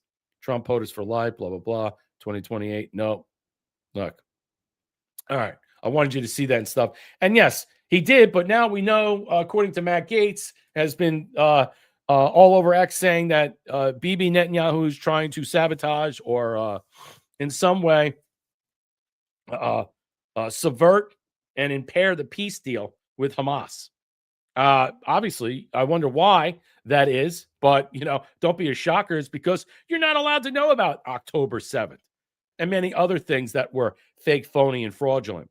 Hamas was created by Israel as a proxy to gain victimhood status and to force the United States into a dependency clause, all right, a host parasite scenario that continues to suck us dry, corrupt our government, influence the narrative for gatekeepers, and help pass laws that capriciously steal our rights away. Yeah, I mean, just like free speech. Can't say anything.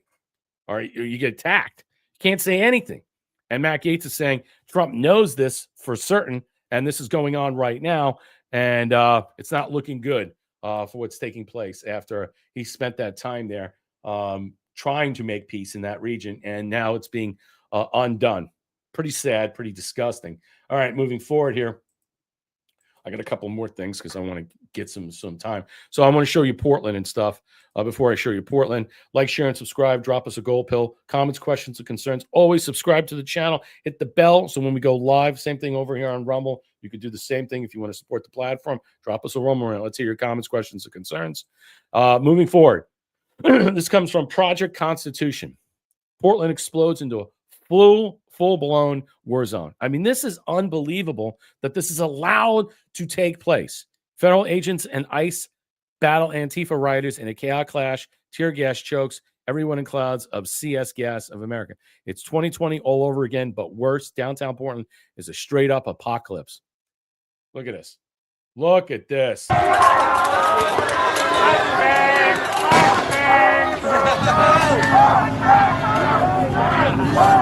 this.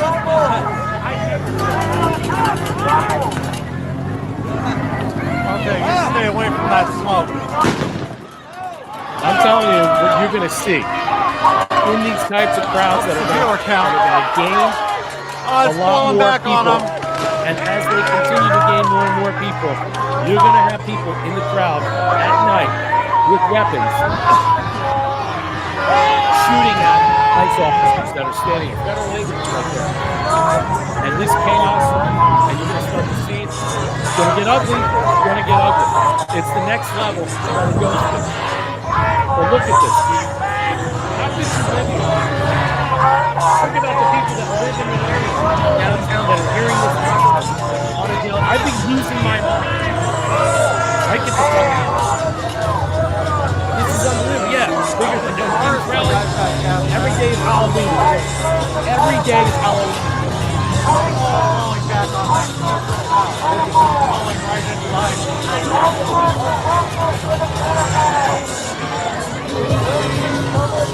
So the tear gas is all just flowing right back into the ICE facility right now.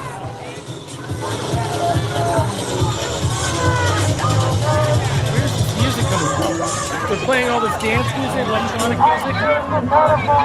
What is a fucking rave in the streets? I mean, look at this.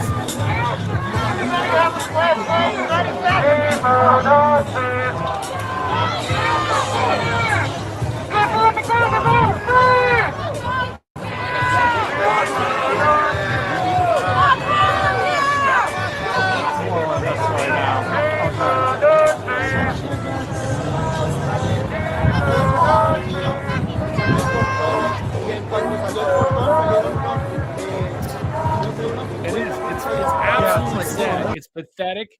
You're a taxpayer. All right. And you live in downtown Portland. I feel sad for you. I do. I feel bad for you. I feel sad for you. I think this is on the mayor. This is on the city, the county that allow this to happen. They allow this to happen. How is that even possible? Well, we don't want to invade a First Amendment right to assembly. That's not peaceful assembly. That's a freaking block party. And that block party is violent. That's what it is. That is absolutely disgusting. And you know what? I mean, yeah, I think what Bannon is saying is like he's been kind of restrained, President Trump, about this. Now, meanwhile, he's behind the scenes having military behind the scenes in these city-state fiefdoms, maybe doing intel, surveillance, maybe capturing information. I don't know per se what is happening. We only know that he's got marshals going in and out all over the place. Yeah, sodomites run Portland. Portland is such a, you know what it is, it's said, and I hate to say it. I really do hate to say it. Because Oregon, I've been to Oregon. It's a beautiful area. I used to have a relative that used to live there in the northern part. And outside of Portland, it's all red. You know, it's all wood. It's beautiful and stuff. And I think it's sad. It's very sad what Portland has turned into.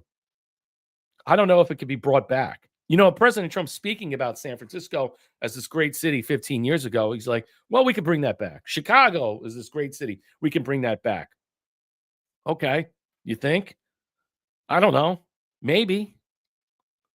I don't know what is picture perfect ideal yet you can think that is beautiful and lovely that we could bring back. Because looking at this, I don't think there's any way you can bring back Portland.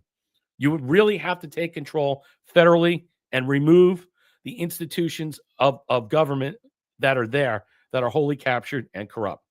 That's it. That's the only way I see going forward. And I don't really care at this point. I really don't care. You know, for the people that still live there, you know, and the people that have businesses that still board up and stuff, it's a shame. And they shouldn't be left to fend for themselves. They have every right as a tax-paying citizen. And yes, when do the lawsuits go out that you've lost businesses? Where is the culpability? Where is the responsibility? All right. For all the damage that has been done, that all that continues to go forward, where does that lie at? Who's accountable for this? Well, obviously the mayor, the county commissioners, the people that sit on the board. Wow. It's disgraceful. And I'm just, you know what? It's at this point, I think that I'm just tired of seeing it. I think we're all tired of seeing it. And we know what needs to be done. Maybe you don't want to say it, but it has to be done. It's the only way if it ever gets to this point, which I think it will. So we're in Nick Shirley, another citizen journalist. He was at the White House. He puts out some good stuff. They don't support free speech. Will label you a Nazi, support the assassination. Another expose. This one was a good one. This one was funny. Maybe after today, I'll be able to buy some Gucci glasses like you. Maybe if I work extra hard and get some money from George Soros, I can buy myself some Gucci glasses. Mrs. Gucci. This is what democracy looks like out here. How much are you getting paid, ma'am? I think I should hand out the deodorant. I gotta get deodorant, I'm serious. Yeah, this one right here, she's got some gnarly armpit hair. Hit her with some deodorant. Got some gnarly armpit hair in there. Let's see if they can follow. Look, she's running fast. How fast do you want to run? We can run pretty fast with you if you want. Hey, can you tell these guys to stop following me?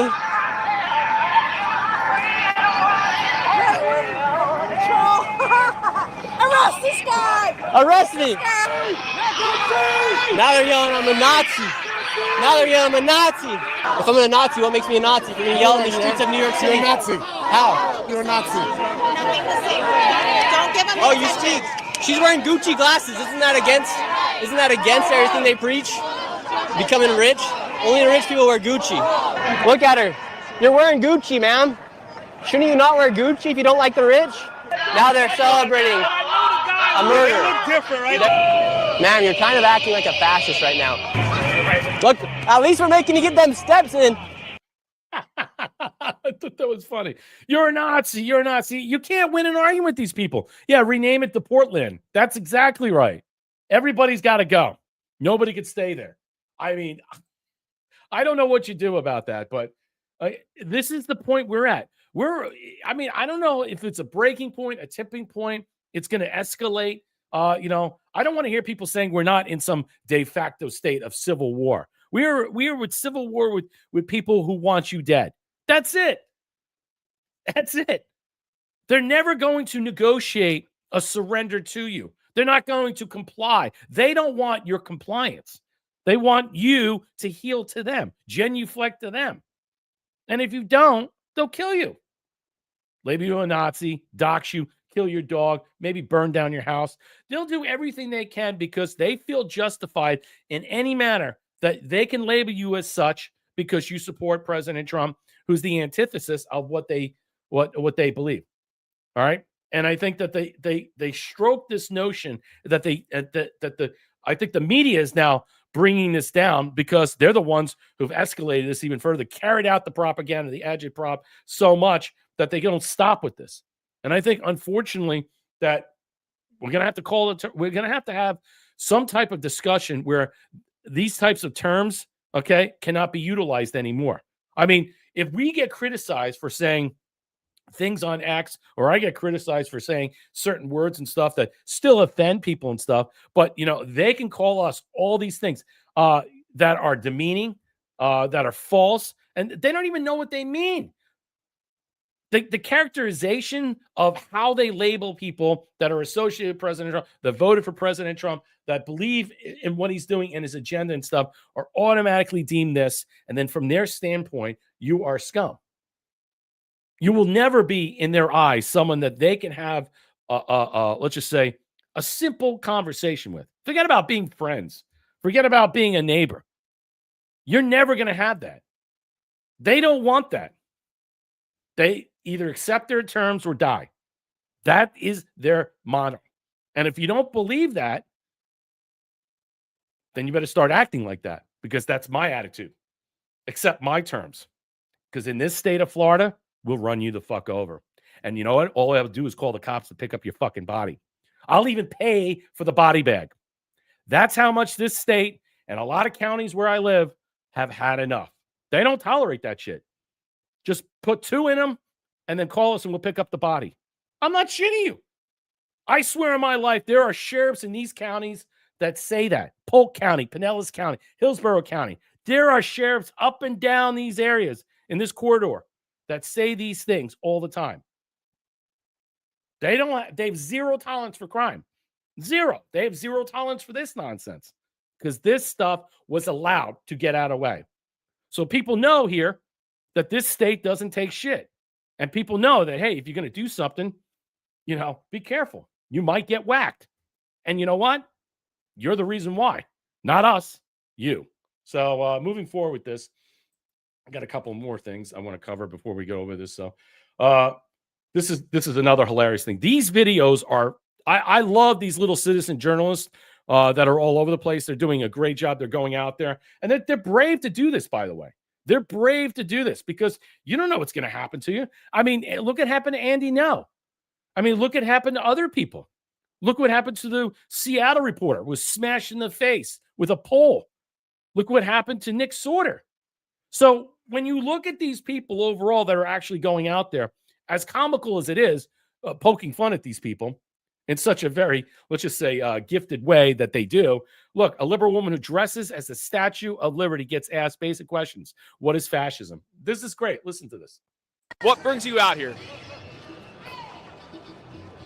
Rising fascism, lack of health care, billions being poured into ICE without any accountability.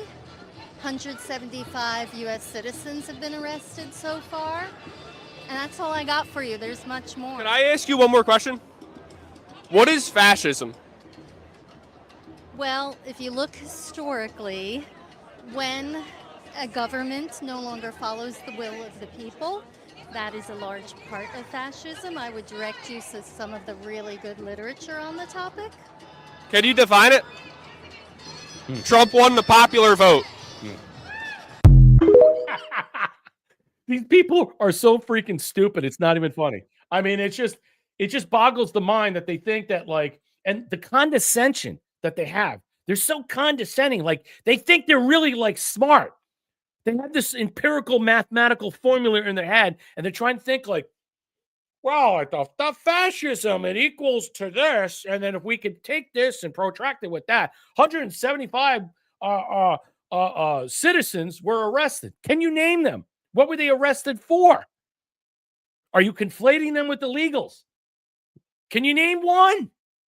She can't even answer what is fascism, but you know how to use it in a sentence because it adds up to Nazi. See, 1 + 1 = what? 3 for these people.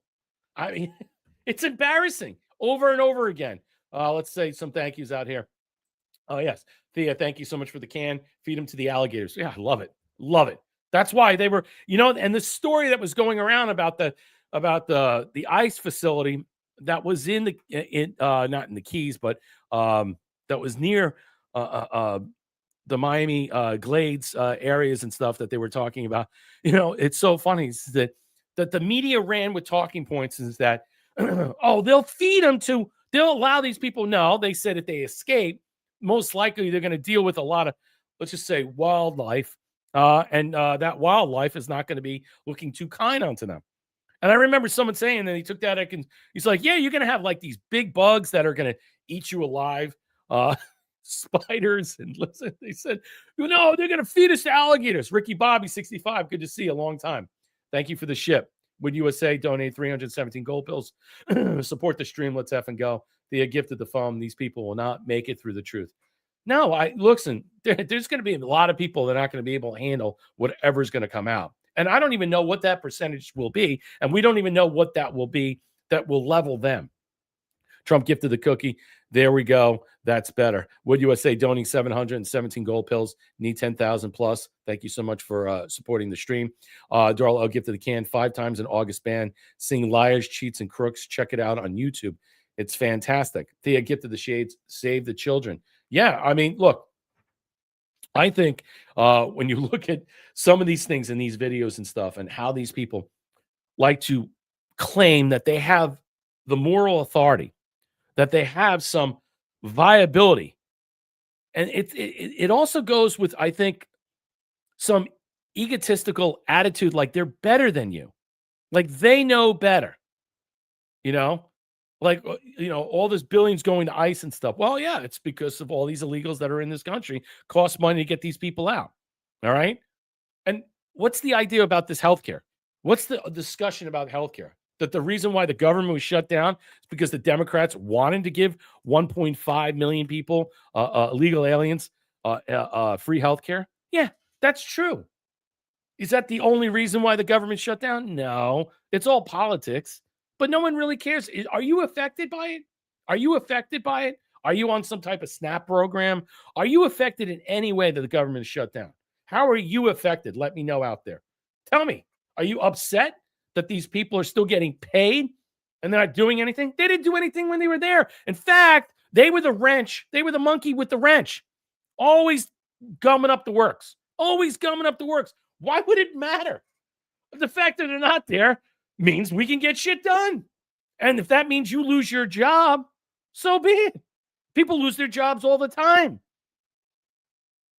Maybe you had an obsolete job. And maybe you should have never been there to begin with. Think about that. All right. Moving forward. I got a couple more and then we'll go through this. So let's move off of this because I don't want to continue on with this because it's just it's taking up a lot of my time. But, tonight's show, it's the wrap, it's the weekend's sanctimonious wrap up. And I thought by saying that, you see how pious and sanctimonious and these people think that they're just above you, better than you. And look at them. They don't shave. They don't shower. They're disgusting and they're vile and they're gross and they have children and they say things like, he should die or you should die. That's a great way to raise your kids because they're going to grow up to be like you, a fat, disgusting pig of a mother. And that pig of a mother is going to raise 2 kids. They're going to commit crimes. And then she's going to always say, well, wait a minute. They're blah, blah, blah. The system's against. It's rigged. No, you put them on a path, a trajectory to what? Lose their life. And I feel sad for those kids and many others who have families like that, parents like that. They should be ashamed. Or teachers in school like that other fat slob, okay, that was, mocking Mr. Kirk's death. Embarrassing. She should lose her job. I mean, what kind of people do that? What kind of people do that? Trump announces the end to the Colombian foreign aid, labels President Petro an illegal drug dealer. Now, they bombed a submarine a couple of days ago that was coming, I believe, from Colombia. President Gustavo Petro of Colombia is a legal drug dealer, strongly encouraging the massive production of drugs in big and small fields all over Colombia. It became the biggest business in Colombia by far. and Petro does nothing to stop it despite large-scale payments and subsidies from the U.S. So we pay them, what, not to ship their drugs here. That makes logical sense. So we're cutting that off. Hell, now you can go out and use your own drug money to support your own country. You know, that is just hilarious in some way, that we have to pay the president of Colombia and his fucking shitty-ass whole country full of scumbag, what? They're freaking narco-terrorists. To what? Not ship your drugs here? Find some other way to ship the drugs out? President went on to explain that Colombia's major drug production industry amounts to the sale of massive amounts of product into the United States, causing death, destruction. Yeah, but we've been paying them for years. What? So they don't ship that out to us. So they basically took our money and said, fuck it, we're going to do that. So President put them on blast.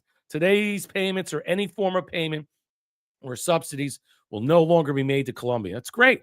Why would we give money to these countries anyway? What? So they don't send their people up here in mass droves like Venezuela or all these other third world shithole countries?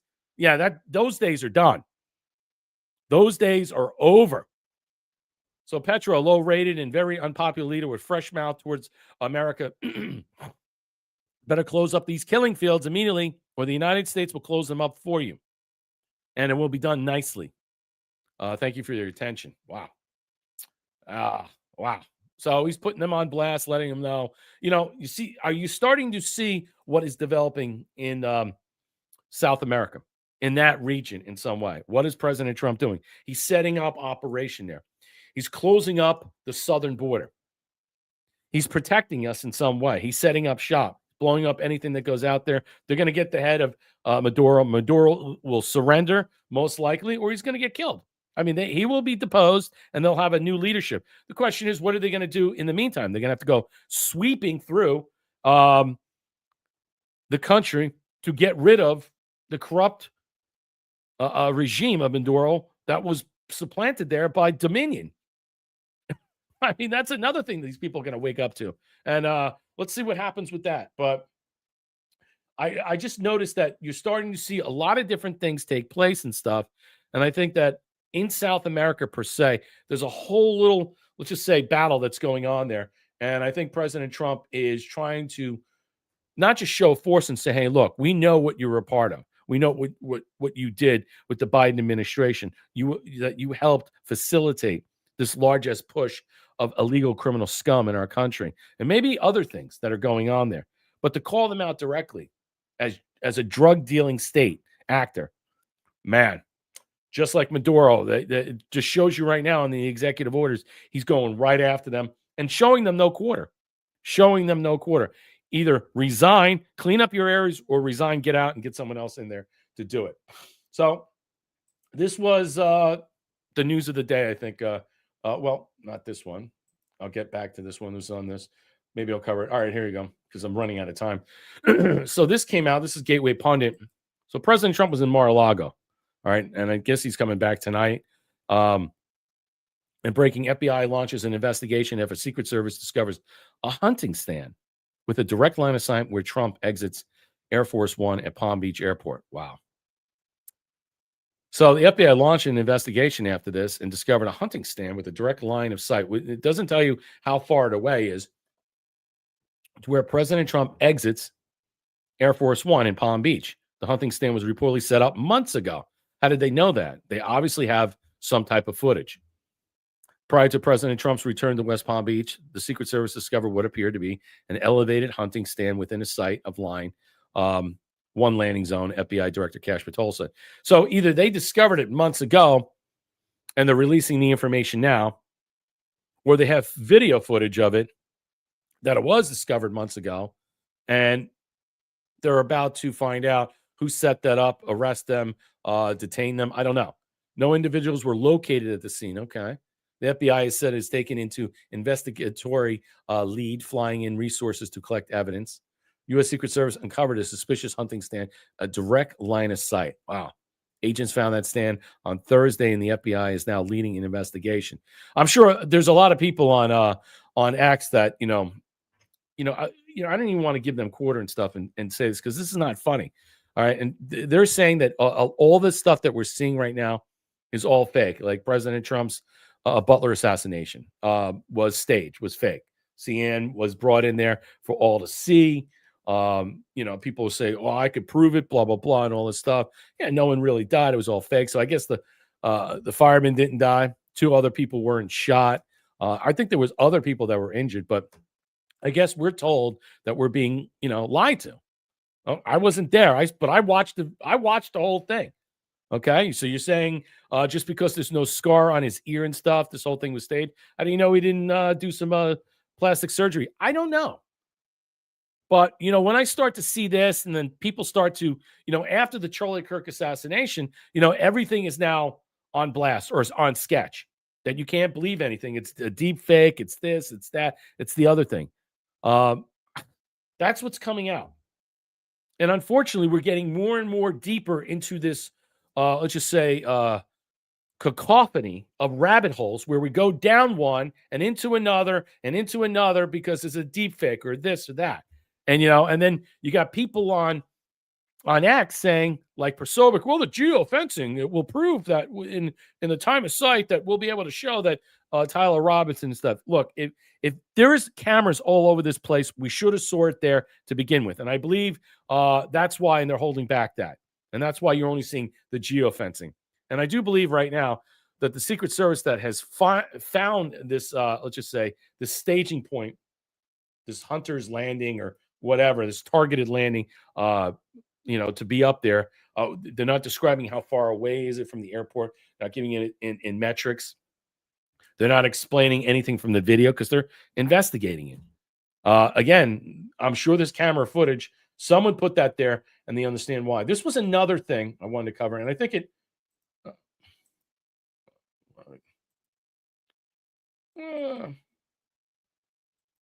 Oh, man.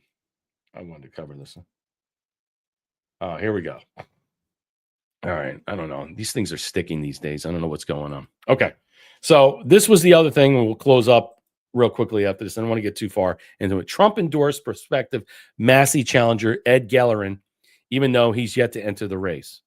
Trump just endorsed someone to run against me. I could beat this candidate if I have your support.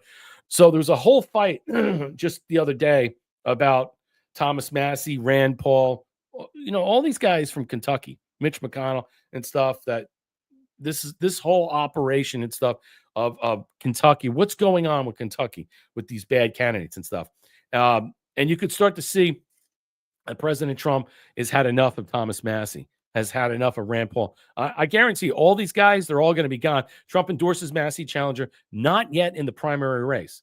The third-rate Congressman Massey, a weak and pathetic rhino from the great Commonwealth of Kentucky, Trump wrote, a place I love that won 6 times, must be thrown out of office ASAP. Incredible people of Kentucky's 4th congressional district gave us a mandate, make America great again. And this person will help us do that is Navy SEAL, Army Ranger, and 5th-generation Kentucky farmer, Captain N. Gellerin, a true first American patriot. Brave combat vet, Ed knows the wisdom and courage required to defend our country and support our military and veterans and ensure peace through strength. Interesting. I hope Ed gets into the race against Massey, who is now polling at 9% because the great people of Kentucky are wise to him. He only votes against the Republican Party, making life very radical. Someone put a whole chart out on X, and I missed that. Yes, Mitch McConnell, his time is up. I wouldn't be surprised after he leaves, he goes way of the dodo. But someone put a great chart up, and I wish I would have captured it at the moment. And it showed all the times in the last, years, Massey, all the way back to Biden, all the years that Massey voted with the Democrats or voted against the Republicans. And it was overwhelming. So he's really a Democrat in disguise. He's not even a rhino. The guy pretends he's a blowhard. All right. And what he does is he pretends that he's this master negotiator, that he believes that we have to follow these types of things and the rules and these things and all they matter. And he's just a con artist. Here's the other thing. Whatever happened to that thing with his wife? I know she passed away and stuff, but whatever happened with all that? Notice how that just disappeared. He disappeared for a while and then he came back and then he looks kind of different. You ever think about that? Looks kind of not looking kind of the same.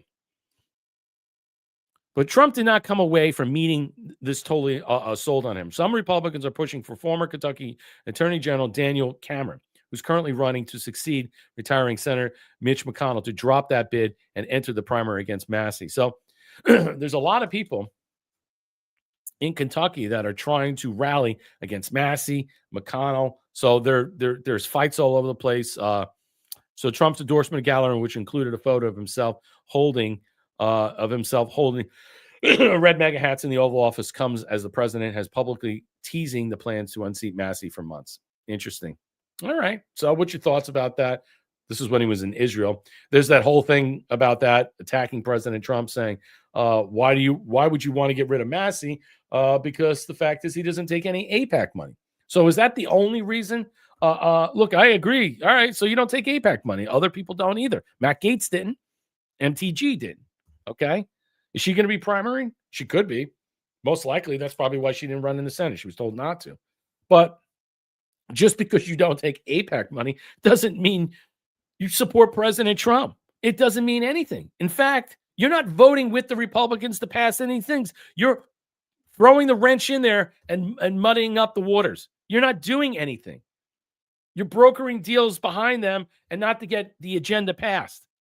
You're being called out by the speaker and many other people. And he's not the only one. You know, I'm tired of saying, you know, like, I know that everybody like Jim Jordan. Does Jim Jordan or James Comer ever get to the bottom of anything?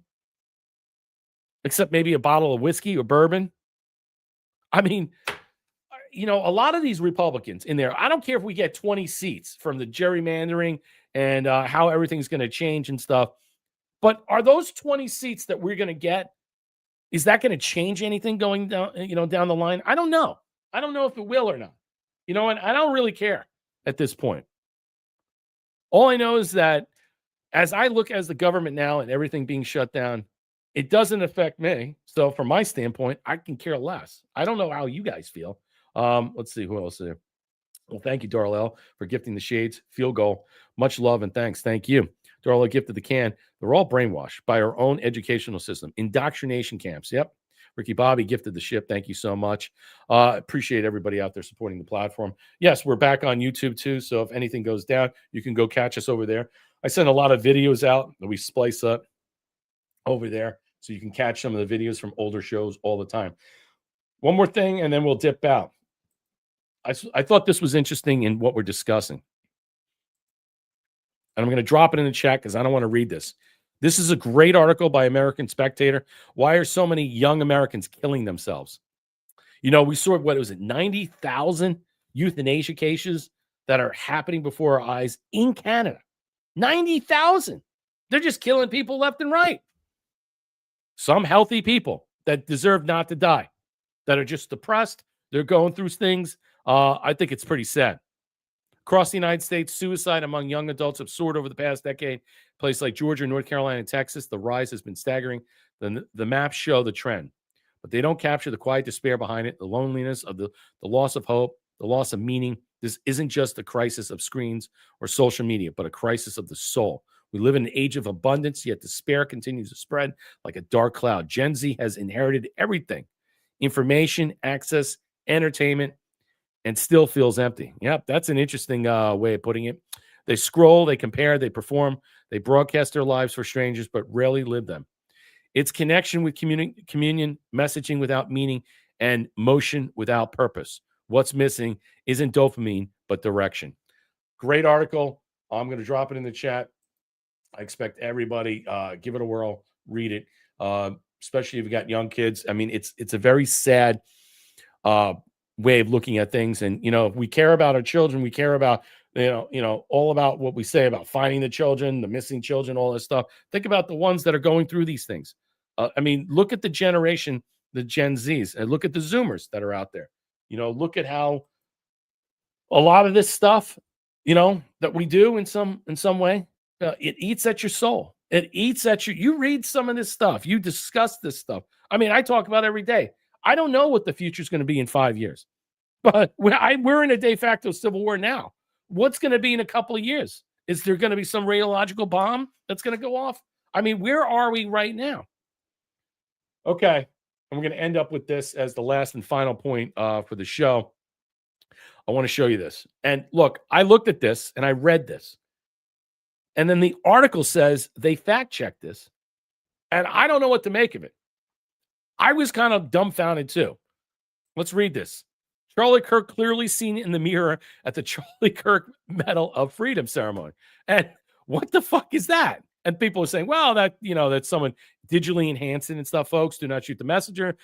Do not judge this headline. Read the full article. Okay, is it fair enough to ask? Here's the deal. I saw a bunch of posts going viral claiming Charlie Kirk was seen in the mirror, or is it at the window? At the Rose Garden Medal of Freedom.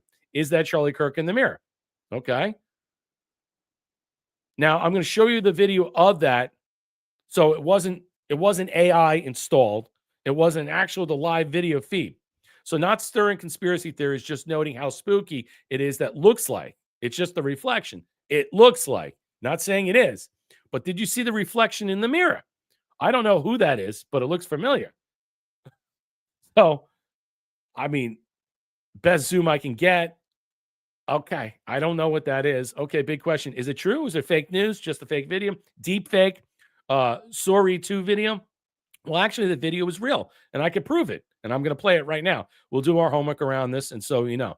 All right, let me play this. Let's see if it'll play.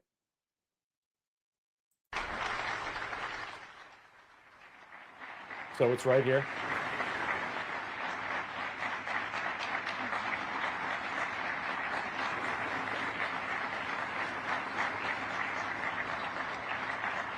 Right there.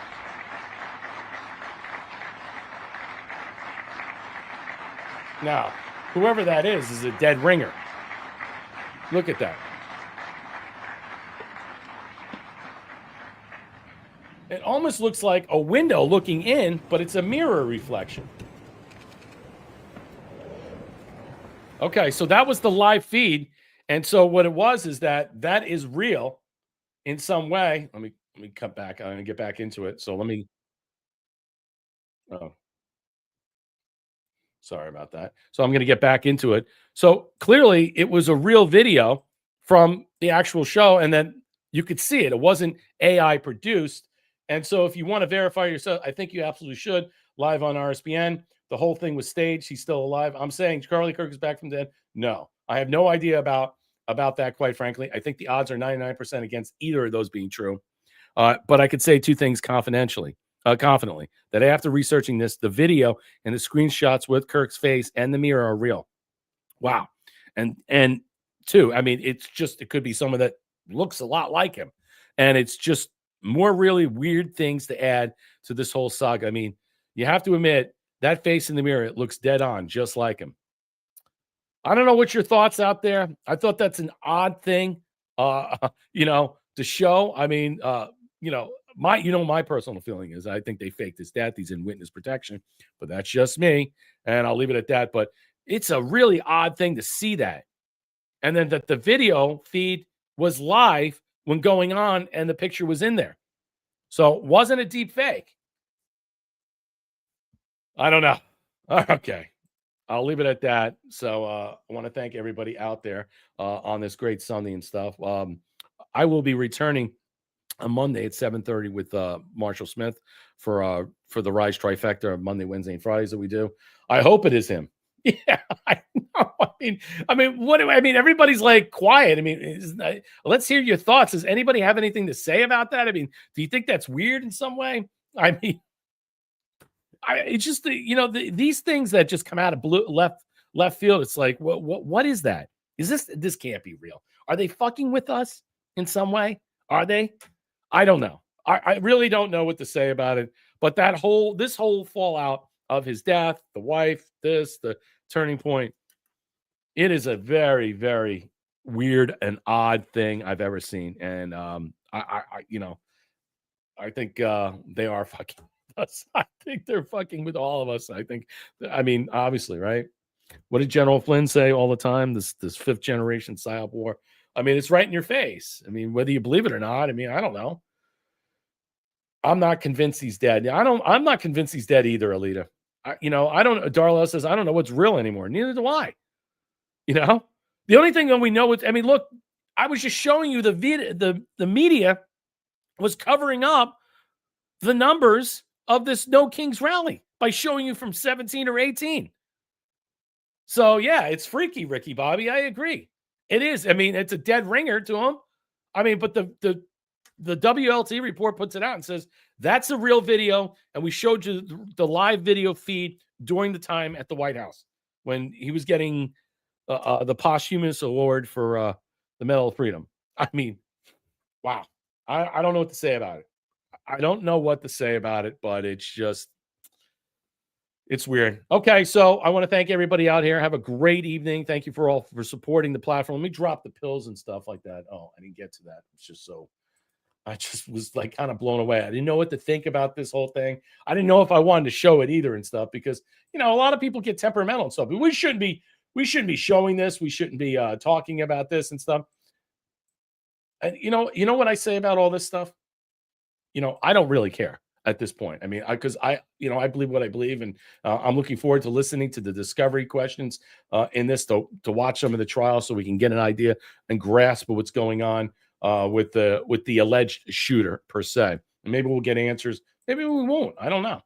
So I'm dropping the pills. Hopefully that's working right now. So just stand by. Okay, good.